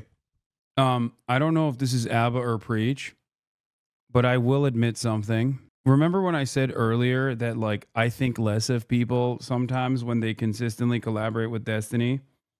Okay, it's ABBA. Okay, I'm shocked, and I'm willing to admit that I definitely had. Oh, Destiny's former close friend ABBA. It's literally on the screen. I'm such an idiot. I will admit that ABBA is seemingly a much more thoughtful person than I previously pegged him as. Okay? And I think part of the reason why I felt the way that I did was because of the initial alignment that they had, both ABBA and Preach, with Destiny, and also their political perspectives. We have our political disagreements, I think, especially as it pertains to trans issues, but it seems like he is definitely a much more thoughtful person than I thought he was initially. I'm your friend and I see you do that to your other people that you slept with and you call friends, then I can only imagine that even for me, I might not be safe and I can't trust you. And what ABBA was the one that debated D over the Drake stuff, and after D said that weird shit about him talking to children about relationships, he came in to distance himself bit by bit. Oh. I see is another more failing where it's like when no one's watching, you're not doing the right thing. You can massage it however you want. It's a shitty thing to share a sex tape, but it's not the worst thing. What about your terrorist propaganda streams not being searchable on Google? What do you mean? If I'm doing terrorism propaganda, don't you think I'm doing it right now? Are you implying that my Twitch stream is not searchable on Google? How did you find it? Or do you, what's the claim here? That I have control over Google and I'm secretly hiding my own content? This is some real Q Hasan shit. Brilliant minds, dude. I'm sorry. That's fucking What about wrong. your Houthi stream? What about my Houthi stream? You mean this one? Hold on. Let's see. Tim Houthi. Interviewing Yemeni Timothy Chalamet. You mean this stream? I'm trying to interview the... Look how easy it was to find it. Do I have to explain to you how to search something properly? Please call me immediately. Please call me. It's urgent. Oh, but he wasn't a Houthi. No, if you watch the interview, you'll find out that he was not. Irub. Please call me. It's urgent. Behavior, okay? It just is. Call it a spade. It's garbage behavior. Don't mush it over because you like your favorite streamer. Don't mush it over because you think he's important politically. It's garbage behavior. Right before uploading this video, another woman named Stasia just came out with allegations that Destiny shared explicit material of her without her consent. And a woman named Denims just came out with an allegation that Destiny had recorded her without her knowledge. This recording was non-sexual, but apparently it's illegal to record people without their knowledge in that state. Destiny chose to ignore Stasia's allegations for some reason, but in response to Denim's allegations, he sent messages to his public chat threatening to leak the recordings of her in an attempt to silence her, showing that he is still engaging in the exact same behavior as always. So now we have 4 different women who Destiny allegedly shared nudes of without their consent, 1 woman that Destiny sexually assaulted, 1 woman sending Destiny feet pics, 1 woman who Destiny... You're being stalked by L3LT's Reddit, just so you know that Kate individuals from there. I think ultimately the foot soldiers are not as vicious as the Diddy G community is. So it's okay. It's usually people like Kate who don't necessarily fully comprehend what they're advocating for, you know? Like they can't even like put together a coherent political perspective. They don't really know what they're angry about.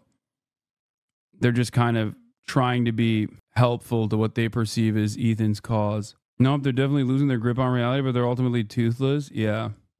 Allegedly recorded sexually without her knowledge, 2 men on Grindr who Destiny allegedly recorded sexually without their knowledge, and 1 woman who was recorded non-sexually without her knowledge, for a grand total of 10 different victims that we know of so far. And this is of course not including the 15-year-old girl that Destiny shared bikini pictures of, or the 8-year-old boy whose penis Destiny stared at. When will Destiny's community, DGG, wake the fuck up and realize that Destiny is just not a good person. I know that I said that I wouldn't focus on my personal beef with Destiny in this video, but I wanted to just point out one thing. I found it really funny that in his Vosh manifesto, he cries about how people online have attacked him for identifying as non-binary in the past. Many have attacked me in the past for identifying as a non-binary. I no longer identify this way, even though I've considered different sexual or gender identities and discussed it at length at various points in my stream. Destiny and his community have been harassing me for years about identifying as non-binary. He said that he doesn't think my identity is real, and he tweeted that I'm faking being trans for clout, and I've had a bunch of his fans come and make fun of me. Yeah, famously, you get so much fucking clout when you come out as trans. Like, famously. That's like the #1 way to get clout. Everybody's always doing it.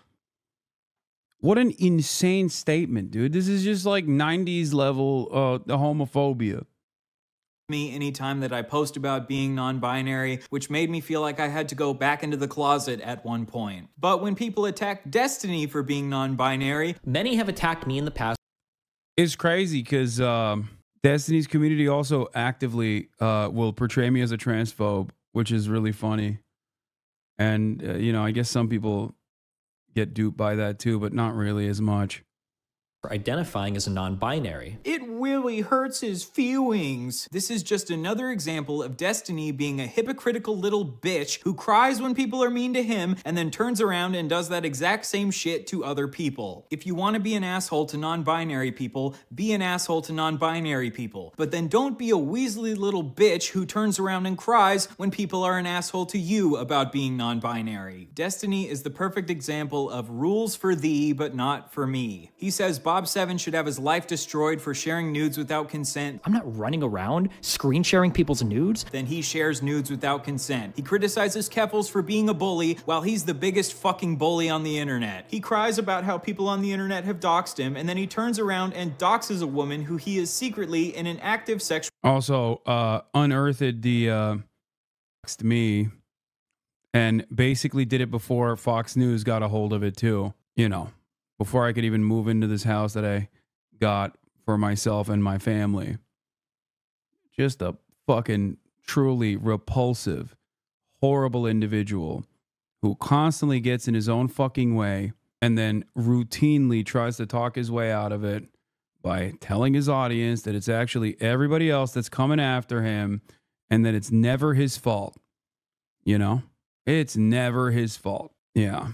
Relationship with. He says it's not good to sext women who are on large streams. I think it is wrong. Yeah, I don't think you should. And then he turns around and sexts every single fucking woman on his large stream. He says it's super weird to sext 19-year-olds because they're basically children. You're a little kid. And then he fucking said... By the way, this like very obvious inconsistency or hypocrisy or I guess backtracking, whatever you want to fucking call it,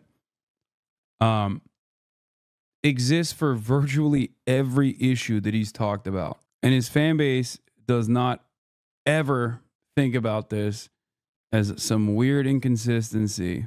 Sexts a 19-year-old. He says we need to hold Keffals responsible for her actions, and then he takes absolutely no fucking responsibility for his actions. My worst crime was being too much of a gooner. And rewatch this entire video. Do you agree with Destiny that his worst crime is just being too much of a gooner? Destiny, you are not too much of a gooner, you are a sex criminal. To this day, Destiny is still refusing to fully take accountability for his actions, as he has done through every single fucking step of his career. According to Destiny, he really hates weasels. He even has a weasel emote that people spam in his chat whenever someone is trying to weasel their way out of an argument or is refusing to take accountability for their actions. Well, Destiny, I think you should get this emote tattooed on your fucking forehead. You are a weak, pathetic little weasel, and I hope that everyone has finally opened their eyes to how much of a wriggling little weasel you always have been. I hope that after this, you take a long look in the mirror and you realize that you actually have a lot more in common with Keffals than you would ever care to admit to yourself.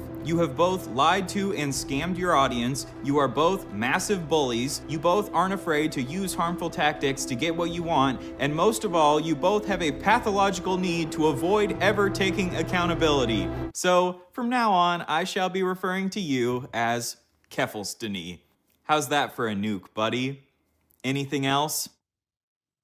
Really quick before the video ends, I've linked the fundraiser for Pixie to sue Destiny down below. If you would consider donating to that, I would appreciate it so much. Once again, it quite literally doesn't even begin to scratch the surface. You could do an 8-hour nuke similar to this about all of the different ways in which Destiny has and his community has actively harassed someone like myself or many other people. As a matter of fact, you could do virtually 8-hour pieces on the extreme harassment that is borderline criminal on virtually every smaller streamer that he's engaged with. Okay? It is crazy. His community straight up harassed journalists who have interviewed you. I know. They go after everybody. It's fucking insane. They have unlimited smoke. Okay? Bro went from getting nuked by Ethan to talking about Tiny. I know, brother. You do realize that was a little bit of a dud. Too much on hypocrisy and not enough on how manipulative he is. The hypocrisy is just a consequence of him adjusting his discourse to massage a narrative. Oh, for sure. I do think that a lot of people only care about hypocrisy, though. Yeah, they've literally stalked Twitch staff. They've been actively stalking and doxing Twitch staff, dude. Like, it is so insane. Yeah, nuked by Ethan means he used a microwave. Anyway.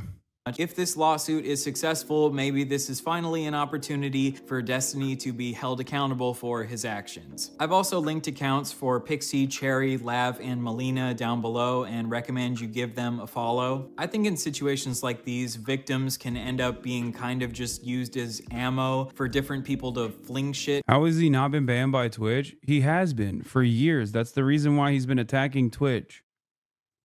Part of the reason why he's attacking Twitch is because of his own personal vendetta against Twitch, because he's still perma-banned for doing shit like this. And also on top of that, there's a million different reasons, even that aren't criminal, that are valid reasons to, you know, keep someone like him banned. I just told you guys that this motherfucker has been literally doxing and harassing Twitch staff, dude. The fuck? Why you only watch content nuke about people you don't like? I don't know. Think it through. Think. First of all, this isn't even content nuke. It's titled as content nuke because that's what fucking people say online. This is just a expose on the criminal behavior of a person who has basically created havoc in the space that I've been in the streaming space that I've been in. And I've also personally fucking targeted me for years and years.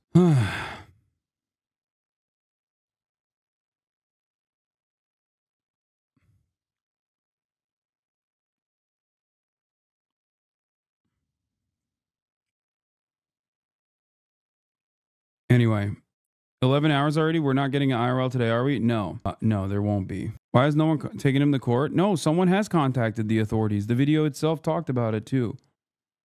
Did you see Ethan hemorrhaging subs? Yes, I did. He lost, I think he lost 30,000 subs in the process.